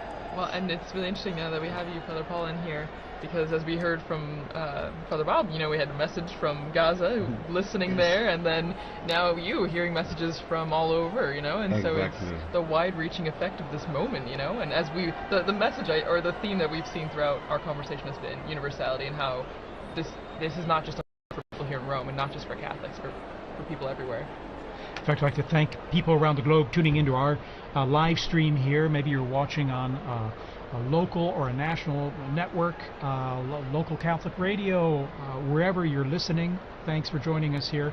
We're going to be providing you with all the information we can as we await this historic moment to find out who the new Pope is. And we'll know pretty soon. It's been about about a half hour or so since the close smoke. An hour. An hour. An hour? Okay. It was around 6 Time o'clock, flies. Rome Okay, time. there you are. It was 6:07 or something. Something like So that. any moment now there. And we see the crowds are coming in to the square, still streaming in, slowly but surely. On the sides there, you can see on the right side and the left side, after going through the checks there, and then coming into the square, and they can all see things pretty well because there are these big television screens and good high-res ones too in the square and along the Conciliazione Avenue leading into the square.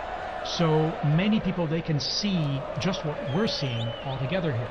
These same images and coverage. Sometimes there's some text message or some subtitling there and info for them, but they can get a good idea of what's happening even if they're not up close, thanks to the nice new technology we have out there.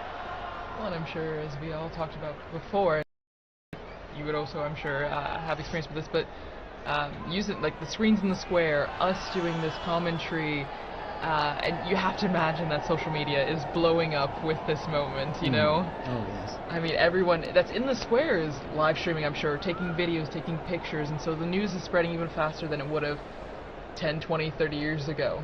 Exactly. Even just here in Rome, you know, just the streets, the cafes. What I found interesting is, I'm sure you've seen the guys that sell trinkets and stuff. Some of them are from Senegal or from Bangladesh and so forth. And when the smoke came out, this guy asked me, "Do we have a pope?" And he said, "Do we have a pope?" I thought most of them are Muslims, but that kind of interest is really very touching. And I found very moving, to be honest. Yeah, absolutely. I have another story on that. When Pope John Paul II died, I told you I was and I had to go through Senegal. So in Dakar, there was this long line that I was waiting to go in through immigration, and the guard pulled me out and said, "You know, the Pope has died." I said, "Yes, I know." You know. So then he said, "You come up to the front," and then he brought me to the official, and he said, "You must have this father go through now because the Pope has died." And then he told me that he had a chapelet, a rosary from John Paul II because he was part of the police when John Paul II visited Dakar. Next morning, 5 o'clock, I'm back in the line because I have to then fly to Gambia. And again, he came, pulled me out of the line, got me through, came, is everything okay with you? You know, it was really amazing. But you see, again, what the Pope means to so many people. And he told me he was Muslim, but, you know, it was he was an important religious leader. Right, of course.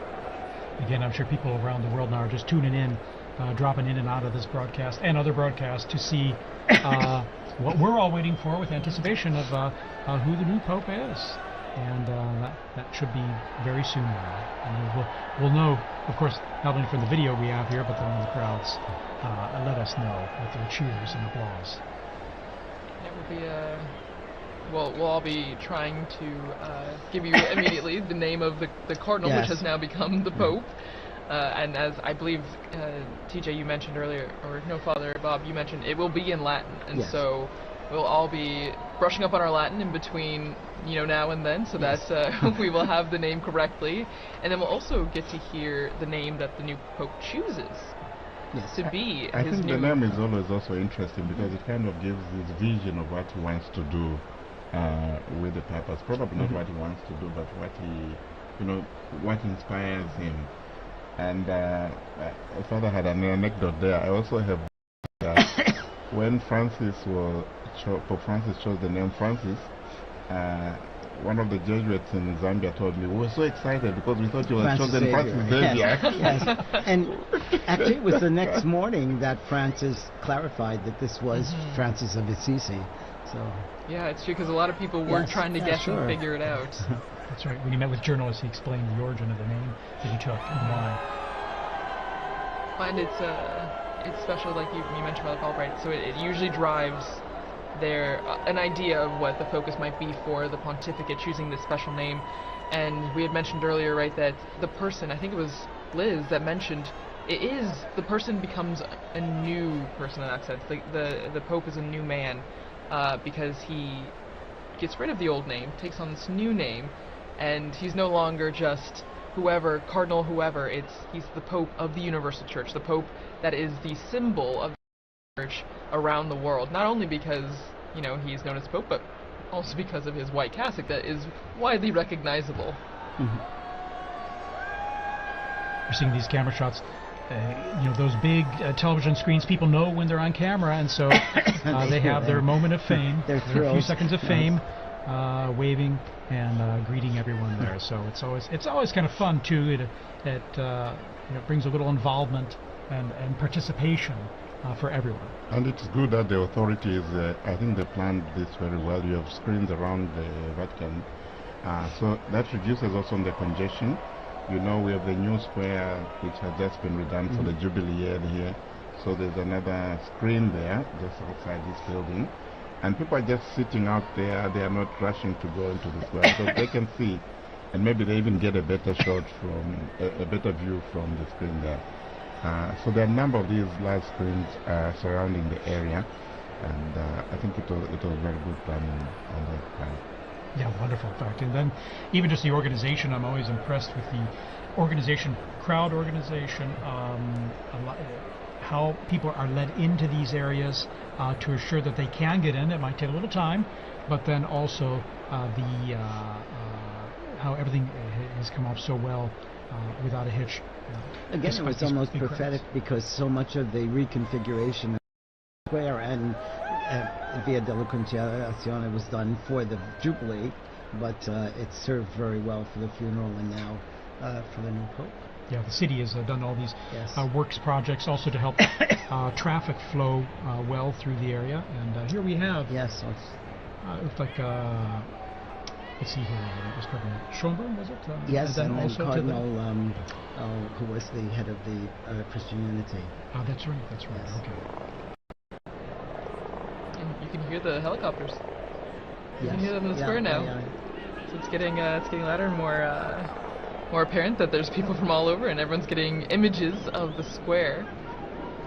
And I think the security forces trying to keep the peace. And I noticed also they blocked some of the roads so that people are running across the roads, Right. So You gotta keep them safe you too. gotta keep them safe, right? Kelsey? Well, and so one of our colleagues, Lisa Zengarini, she did a lot of research on why we have this tradition of changing the baptismal name of the cardinal into the name for the Pope, and it actually started way back, It looks like 2,000 years ago to Saint Peter, whose original name was Simon, and so it stems all the way from that.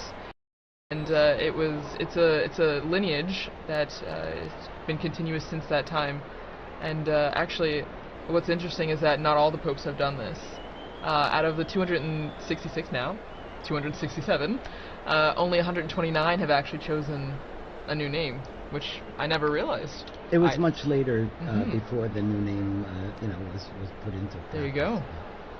And that was John the 12th, Pope John the 12th. And only during that time, from 955 to today, it's only 2 other people that have not Yes. taken new names, which is interesting. Very interesting. Yes. So we've gone from the smoke watch in the morning now to the Pope watch. Yes. We are on The a new Pope watch watch. here from the central balcony, and I think we're coming up on prime time here. I think soon we should be seeing the new Pope appear, and we're getting some zooming, some close-ups here of the crowds there, and we saw some Vatican officials, in fact, before, TJ, I just also wanted. I and know as well as some- the mayor of Rome is out there. Yes. Okay, yes, Gualtieri, that's right. For there was it Cardinal Casper, right? Christian or so. That's right. Casper. Casper, and then I was going to say that it's been interesting also from the time the Holy Father Pope Francis died, how the liturgies have been moving and preparing the people. In yesterday's Mass, just, the prayers, we implore you, give us a shepherd Yes. pleasing to you, one who will lead us by example and lead us to the gospel truth. This is in the collect and in the closing prayers. So this conclave liturgy is also very elaborate and very moving and preparing the people. So it's not just like this is just a successor to Francis, this is actually, you know, a transformation. This is going to be Peter now, who is going to be taking office. That's right. Cardinal Ray said that in his homily, didn't he? You know? He did. He's been such a gift during this time too, Cardinal Ray. Cardinal Ray's incredible. 92 years old, full of energy and beautiful homilies, really inspiring us and helping us live through this whole ordeal. Very inspiring. At 92. Yes, 91, 92 years old. Amazing. Inspirational indeed, and then his energy, and also animated as well, in delivering, yes. giving his homilies as well with passion. So I'm always impressed. But so here we are. All right, we got this flag. Someone is just asking me on the phone, do we have the name yet? No, yes. We will learn with all of you. We're all like everyone else. It must be hard for those cardinals out there now. Right. You know, they're not allowed to tell us. Exactly. But, That's true. Yeah. Wow. Mom's the word. Mom is the word. And we're just waiting for the appearance. Pope Watch is on high alert. That's right. It could be turned into. It will be a warning soon. It will be. Okay. So. Yeah. All right. So even some quiet among the crowds now as this anticipation is sinking in and building. Because I think what they will do as soon as there's they don't let any more people inside to prevent the stampede. That makes sense, yeah. It makes a lot of sense. Again, like you were saying, the safety. Yeah. Safety is a big priority, Absolutely. even though it's Absolutely. exciting. And you see even small children getting excited for this moment on our screen. So from the youngest to the oldest. Fun for them, fun for us. Exactly. Too. Yeah. It's as fun for all For us ages. adults. Indeed. And even the Vatican flag. Vatican time. And we're lucky the sun's gone down behind, it looks like behind the Basilica now, so you won't have the sun blinding you as you look at the central balcony of the loggia there. So a bit of anxiety yesterday, you know, when the smoke wasn't coming. I said, what's happening? Why is it taking that long and so forth? But, you know, you could understand, I think as has been explained, there's so much to do. There was the juramento, there was the homily of Cardinal Contextualizing as well. Then, and then there was also the Vespers as well. So I think you don't understand. But you could just understand also the anxiety and the joy and the excitement surrounding all this. Sure. Yeah. Of course. And then the first time going through the whole process of the voting process, whereas, you know, by the time this morning came around, it was all, it wasn't anything new. They're going in there to vote, you know, before prayer, of course. I mean, a lot of these flags that we're seeing on the screen as we wait for the Pope, it reminds me a lot of World Youth Day. The same kind of excitement, the same kind of building. You know, you see young people from all over.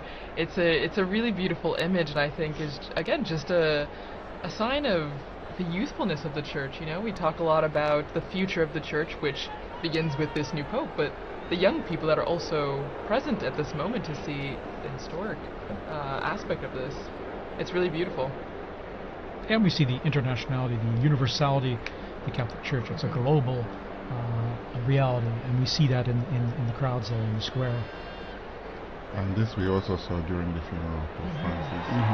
So many people. Okay, there's movement. Okay. Yes, Here we go. The white curtains are behind the glass door. Now the doors are being opened. We see first. Here we are.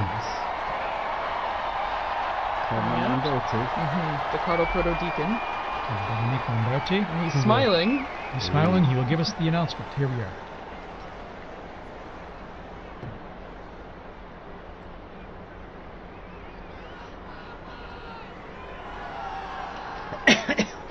Suspense. Annuncio vobis gaudium magnum.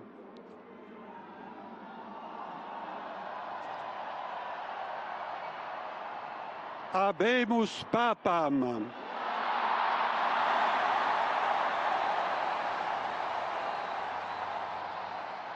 Eminentissimum, ac reverendissimum Dominum, Dominum Robertum Franciscum, Sancte Romane Ecclesiae Cardinalem Prevost. Qui sibi nomen imposuit Leonem decimum quartum.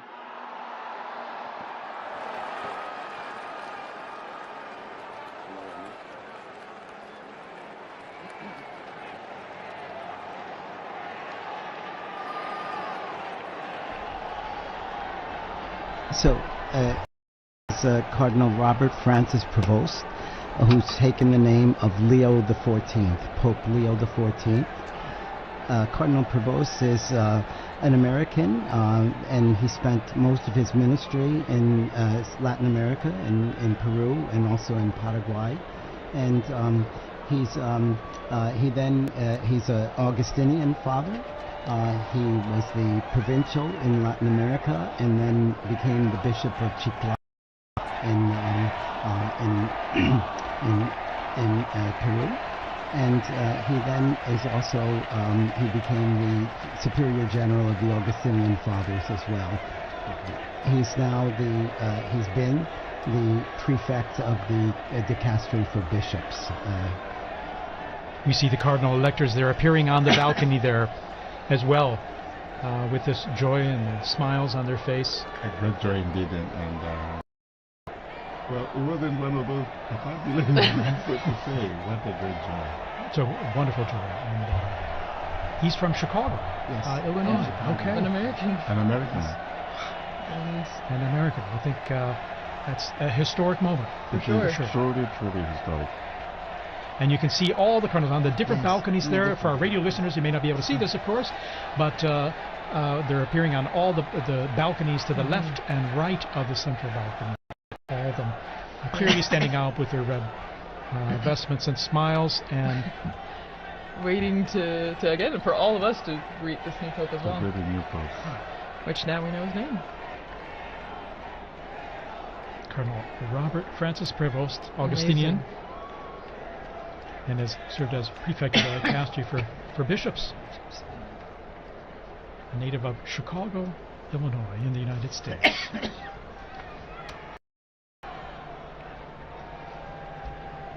Wow. And so, as we said before, you saw all the flags and everything out in the Yes. square, and now all the Americans are holding their flags. Indeed. Yeah. It's a historic and moment. the Who would have Peruvians imagined? too, I'm Yeah. sure. Because he It's- spent that's most of his ministry in Peru. Yeah, and that's a special thing, So he has a connection with missionary multiple. experience Exactly. and this Exactly.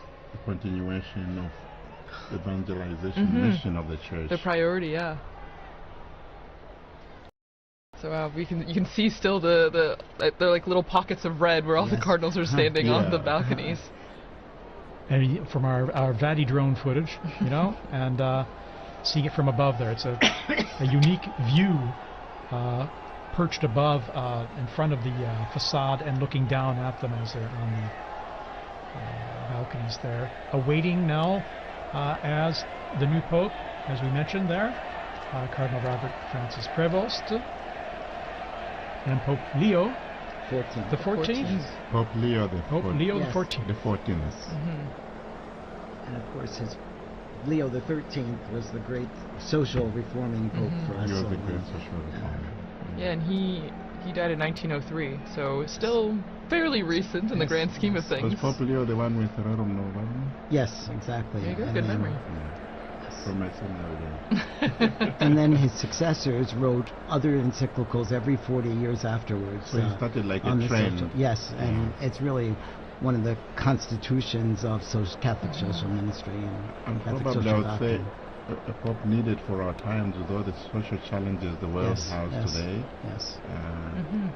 And he's, relatively young, 69 years old, born Yes. on the 14th of September, 1955, as you mentioned, in Chicago, Illinois, and so 69.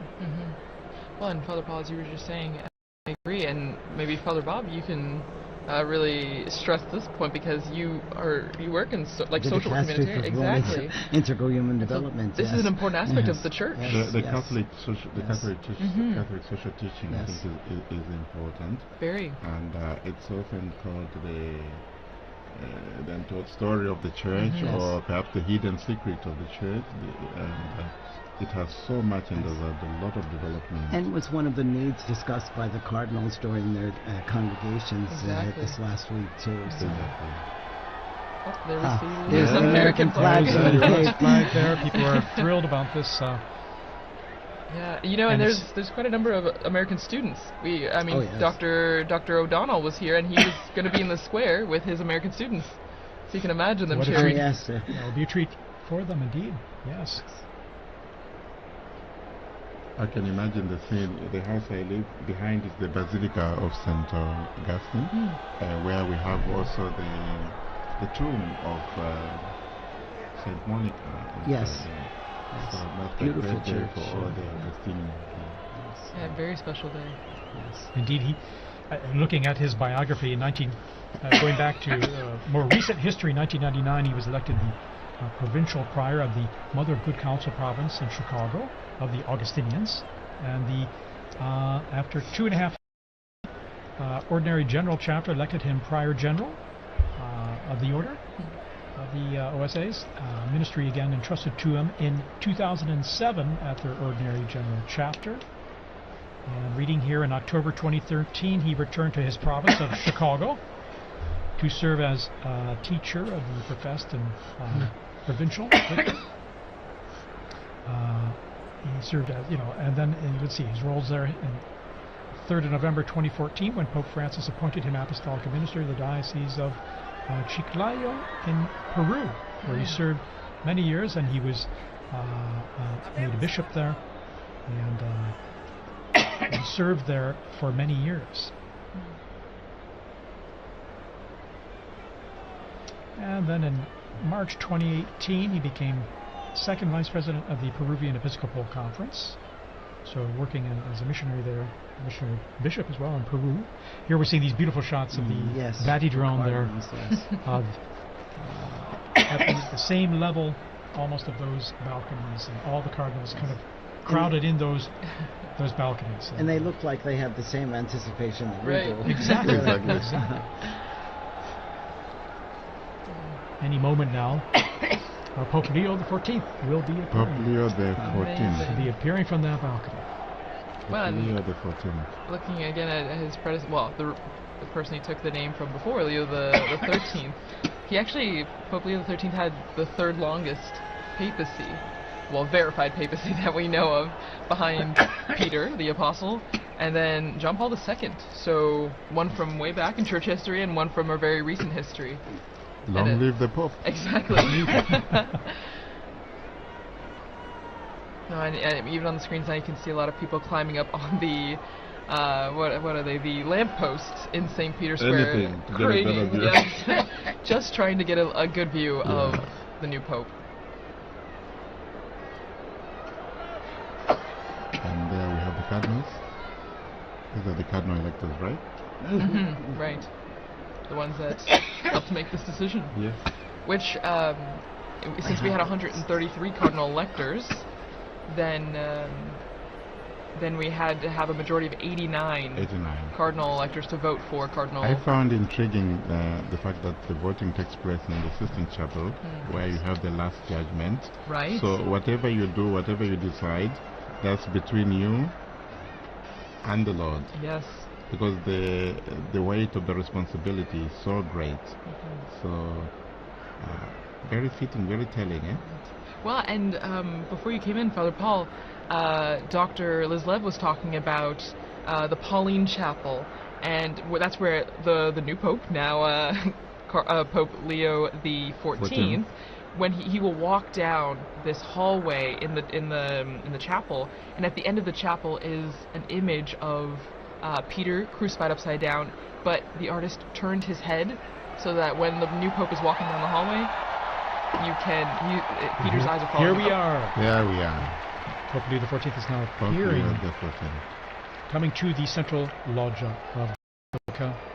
Very special moment. Very special moment. And here he is.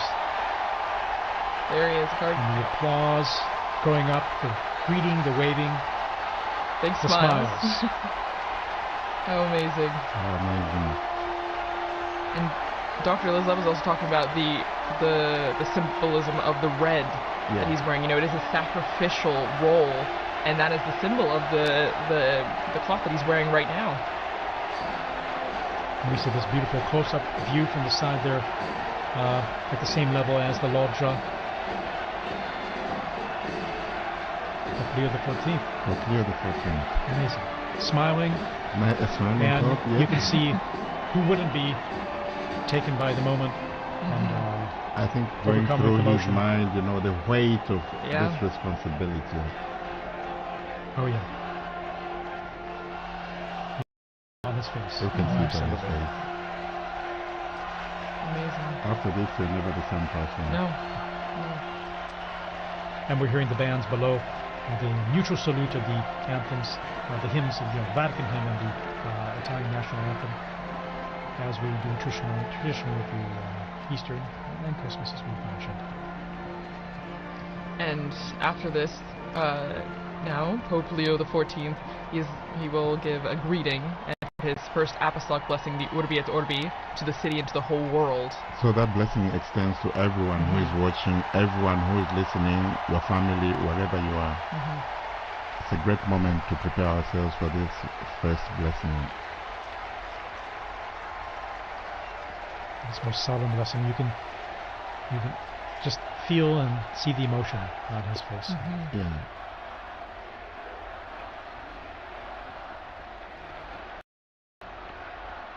And the crowds there gathered in St. Peter's Square, still arriving, we're being told, from the avenues surrounding the Vatican there, the streets and the...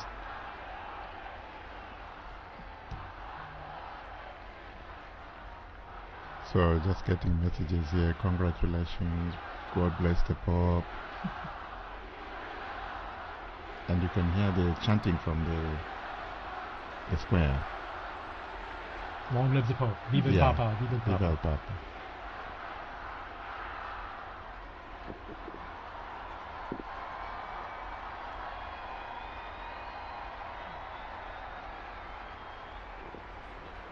And we're all silent now, awaiting his first words.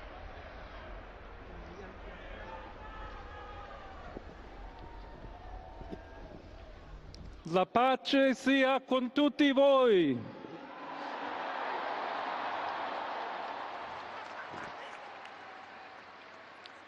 Fratelli, sorelle carissimi, questo è il primo saluto del Cristo risorto, il buon pastore che ha dato la vita per il gregge di Dio. Anch'io vorrei che questo saluto di pace entrasse nel vostro cuore, raggiungesse le vostre famiglie, a tutte le persone, ovunque siano, a tutti i popoli, a tutta la terra. La pace sia con voi.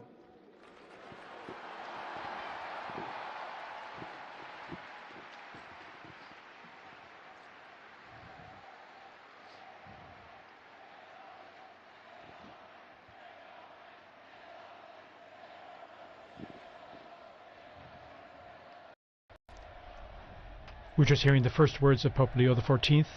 As he continues, we'll provide a summary here in just a moment as we listen to his words. He's asked everyone to, brothers, Questa è la pace di Cristo risorto. this is the peace Una of the risen pace Christ, disarmata e una pace disarmante. a peace that is umile e disarming and perseverante. humble and persevering. Proviene da Dio. It comes from God, Dio che ci ama a tutti. God who loves all of us, Incondizionatamente. without any limits and conditions. Ancora conserviamo nei nostri orecchi And quella voce debole ma sempre we still coraggiosa have the sound di in our Papa ears of that, Francesco the weak che voice of Pope benediva Francis, Roma. who is blessing Rome here. We have that fresh in our minds, in our hearts, in our ears, hearing his voice. Il Papa che benediva The Roma Pope who was blessing dava la Rome, sua benedizione al mondo, al giving his mondo blessing intero to the world quella mattina del giorno di Pasqua. on that morning, on that day of Easter Sunday. Consentitemi di dar seguito a quella stessa Allow me benedizione. to continue Dio that ci same vuole blessing. bene. Dio vi ama tutti. God loves E everyone. il male non prevarrà. Evil will not Siamo prevail. tutti nelle mani We di are all Dio. in the hands of God. Pertanto, senza paura, So without fear, uniti, united, mano nella mano con Dio hand in e hand, tra di noi, with God and among ourselves, andiamo avanti. we go forward.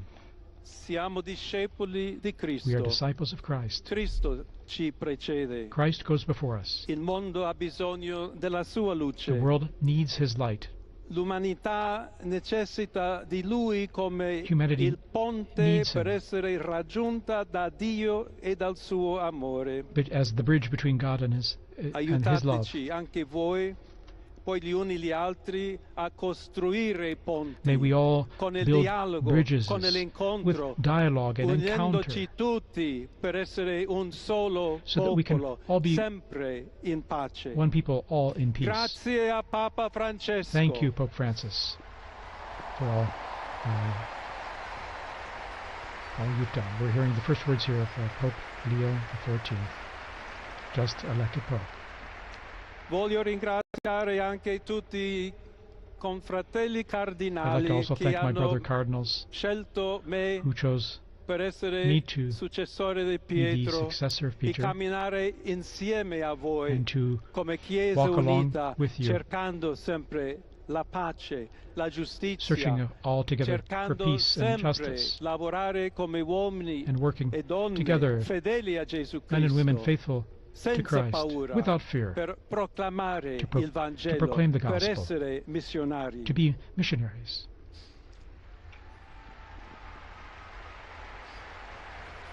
Pope Leo offering these initial words, which we're just translating on the fly here. Un figlio di Sant'Agostino, I'm a son of Saint Augustine, agostiniano, and I'm an Augustinian che ha detto: con voi sono cristiano who said, e per voi vescovo. with you I In am a questo Christian, and senso for you I am possiamo a bishop. tutti camminare So insieme may we all verso quella walk together patria towards that, la quale Dio ci ha preparato. to the place that God has prepared for us. May we walk Alla together, accompany each other. Chiesa To the Church di Roma, of Rome, un saluto a speciale. special greeting. As Bishop of Rome, of course, a special greeting. Dobbiamo cercare insieme come essere We've una got to chiesa look missionaria, at how we can together be a una missionary chiesa church, che costruisce i ponti, a church il that builds dialogo, bridges, sempre aperta a ricevere, that is come always questa open piazza con le to braccia receive aperte, a tutti, everyone, tutti coloro just che like in hanno this square, bisogno to receive della everyone, nostra to welcome carità, la everyone, nostra presenza, our charity, il dialogo, our l'amore. dialogue and love. Y se me permiten también una palabra, un saludo And now, a greeting in Spanish. Please allow me here to a todos aquellos, y en modo particular a mi querida diócesis de Chiclayo en el So Perú, to all of you, but especially to the people of my diocese of Chiclayo in Peru, donde un pueblo fiel ha acompañado a su obispo, ha compartido su fe y ha dado tanto para where we seguir had such faithful siendo people accompanying iglesia the fiel de bishop, and we Jesucristo. had such faithful A people tutti voi, helping the fratelli e bishop. sorelle di Roma, d'Italia, di tutto il To mondo, all of you, vogliamo essere the people una of Rome chiesa and of Italy, sinodale, una chiesa che cammina, una chiesa che we need cerca to be a sempre la synodal pace, church, a cerca church that's a sempre la pilgrim, carità, cerca that sempre di shows essere charity vicino always, specialmente a coloro che soffrono. and especially is charitable to those who are suffering. Oggi Today, il giorno della supplica alla Madonna di Pompei. today is the day of praying to the Nostra Madonna of Madre Pompeii. Maria vuole sempre camminare con noi, stare Our vicino, Blessed Mother Mary always aiutarci wants to con be la sua close to us. intercessione e il suo amore. She always Allora wants to vorrei pregare intercede for us insieme a voi. through her love. Preghiamo insieme So per questa nuova let missione, us pray together però for per this new tutta la mission, Chiesa, for per la all of pace the nel church, mondo. for peace in the Chiediamo world. questa grazia speciale that she will Di help Maria, us get nostra give us a madre. special grace, our mother. Ave Maria, piena di grazia, Hail Mary, il full of Signore è grace, con the Lord te. is with you. Tu sei benedetta fra le You are donne, blessed among e women, benedetto è il frutto del and tuo blessed is seno, the fruit Gesù. of your womb, Jesus. Santa Maria, Holy Madre Mary, di Dio, Mother of God, prega per noi pray peccatori, for us sinners, adesso e nell'ora now della and at the nostra end hour of our morte. death. Amen. Amen. Pope Leo XIV there. Pope Leo XIV, very interesting. A few themes coming out already there from his first piece, talking about peace. And he's saying a greeting of peace. May my greeting of peace enter into your hearts and reach your families. All people, wherever you are, all peoples of the entire planet. May peace be with you. God's peace be with you, he said. And here we see him in his, after having given that opening and beautiful words. Continuing to all. also the message of Pope Francis, where he even said in Spanish and Italian, tutti, tutti, Il tutti, Santo todos. Padre Leone, a tutti i fedeli presenti And so And the Pope, Holy e a Father Pope quelli che Leo and ricevono to la all people benedizione and a in the mezzo square della and all radio, della receiving televisione e or delle hearing this altre tecnologie through di new technology, comunicazione, online, everywhere. concede l'indulgenza Offers plenaria his, nella forma the stabilita plenary dalla indulgence Chiesa. and the formula established by the Preghiamo Church. Dio We pray Onnipotente to Almighty God perché conservi a that lungo il he Papa a may guida della keep the Pope Chiesa e conceda and pace e protect him unità alla Chiesa and in guide the tutto il Church mondo. and the entire world. Now he'll give this most solemn blessing to the entire world, to all of you joining us. to everyone. So we now prepare ourselves to receive this solemn blessing wherever we are, at home, in your car, at work, wherever you are. Sancti Apostoli Petrus et Paulus, de quorum potestate et auctoritate confimus, So ipsi intercedat pro nobis ad the Dominum. holy apostles Peter Amen. and Paul, Precibus et meritis Beate Mariae semper Virginis, and we also Beati pray Michaelis to the Arcangeli, Blessed Mary, Beati Ioannis Baptiste, to et Sanctorum Apostolorum Petri et John- Pauli et omnium Sanctorum, misereatur vestri omnipotens Deus, et dimissis omnibus peccatis vestris, perducat vos Iesus Christus ad vitam aeternam. Indulgentem, absolutionem et remissionem omnium peccatorum vestrorum, spatium vere et fructuose penitentiae, cor semper penitens, et emendationem vitae, gratiam et consolationem Sancti Spiritus, et finalem perseverantiam in bonis operibus tribuat vobis omnipotens et misericors Dominus. Amen. Et benedictio Dei omnipotentis, Patris et Filii et Spiritus Sancti descendat super vos et maniat semper.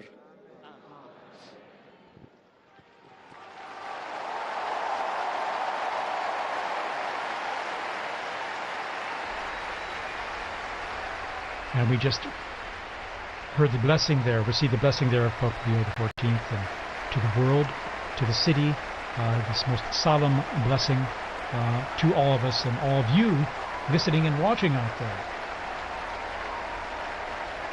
What is interesting, he's smiling, and I found very touching the fact that he made reference to his former diocese in Peru and spoke to them in Spanish. Very, very touching moment, and how they are thanking them for how they accompanied him. And from this moment, I think we all accompany the new Holy Father with our prayers and support. And once again, he asked, just like Pope Francis did before, he asked for continued prayers. You know, this is a heavy task, as we all noted before, and he continues to ask all of us for prayers and also for the intercession of Our Lady on the special feast day. and he asked us especially to be bridge builders, as he is the pontifex, the bridge builder as well, that we should all be building bridges, both here in the Diocese of Rome, in Italy, and throughout the world, and that we should build that on fraternity, and on solidarity, and on dialogue. So many times Pope Francis told us the same. There have been false debates, I think, in leading up to this about unity and diversity and things, but he's made it clear that he's looking for us to be united, but also to be the bridge builders and to bring about peace in the world that's free. We're seeing this stunning footage, or this video, Vati drone there going close to the balcony and seeing, I think for the first time, unique images like this up close. The new Pope. There's about 100,000 people we're getting in the square right now who are seeing Pope Leo XIV for the first time. Here's Sistine Chapel from the border of Texas and Mexico that Pope Francis, she spoke to him when he was there. It's amazing, all the people who are appearing in the square now, and the connections they had present and past. Again, quite a novelty, an American Pope, and here he is waving, and again, once again, you can see the emotion and sense of responsibility, the weight of the office. Well, and this is a beautiful view, seeing from inside the loggia, looking out, what he would see as he waves to the crowds. It's a very interesting place there. I don't know if you remember, we used to do the commentaries from that place. Indeed, commentary positions behind, off to the side of that big hall of blessings, and after those blessings, we would greet the Pope as well, briefly after on Easter or at Christmas. Well, that's our historic moment. The warning is over. We have a new Pope. And Monsignor Vito, you were telling us here about. You were translating the prayer. This is the prayer that is read. The blessing. I'm sorry. So, may the holy apostles Peter and Paul, in whose power and authority we trust, intercede us before the Lord. Through the prayers and merits of Blessed Mary of the Virgin, St. Michael the Archangel, St. John the Baptist, the holy apostles Peter and Paul, all the saints, may Almighty God have mercy on you and forgive you all your sins, and may Jesus Christ bring you to happiness forever. He speaks about the indulgence and the absolution and remission of sins, and he also gives the blessing. I'm not entitled to give them, will be blessing, but we heard it from him. But again, it's the most solemn blessing that he gives and imparts. And again, in his words, he offered greetings of peace to everyone everywhere, and stressed that he wishes to be a builder of peace in his ministry, and to that we can all be part of that in our own efforts in what we do. And 2 or 3 times mentioning the word missionary, I think probably also echoing his own experience as a missionary bishop, and now a pope. I found also that very touching, this openness to the world. He's someone who is coming from the outside. He has been in the Korea, and now so he has both worlds, and this is very interesting and quite assuring, I think, for the church. Well, and he comes from the Americas, so while he is an American by birth, being born in Chicago, he has connections to Peru, and so I think it's a beautiful continuity, between the two, the Americas right there. And as we see on the Vati drone, we're getting a good image of the apostles lined up on St. Peter's, the facade there, and you still see the massive crowds that have gathered, over at least 100,000 people, both in the right there and beyond, past the Conciliazione and our office even. Indeed. And then again, that embrace of the 2 colonnades is just unique. It has a warm feeling to it of welcoming and embracing those present there in the crowds. Now we're going to try and go back down to the square there to our own Joseph Tulla, our roving journalist, our roving reporter. We're trying to connect with him. Again, it happens that the cell coverage there gets pretty saturated, even if it's pretty extensive.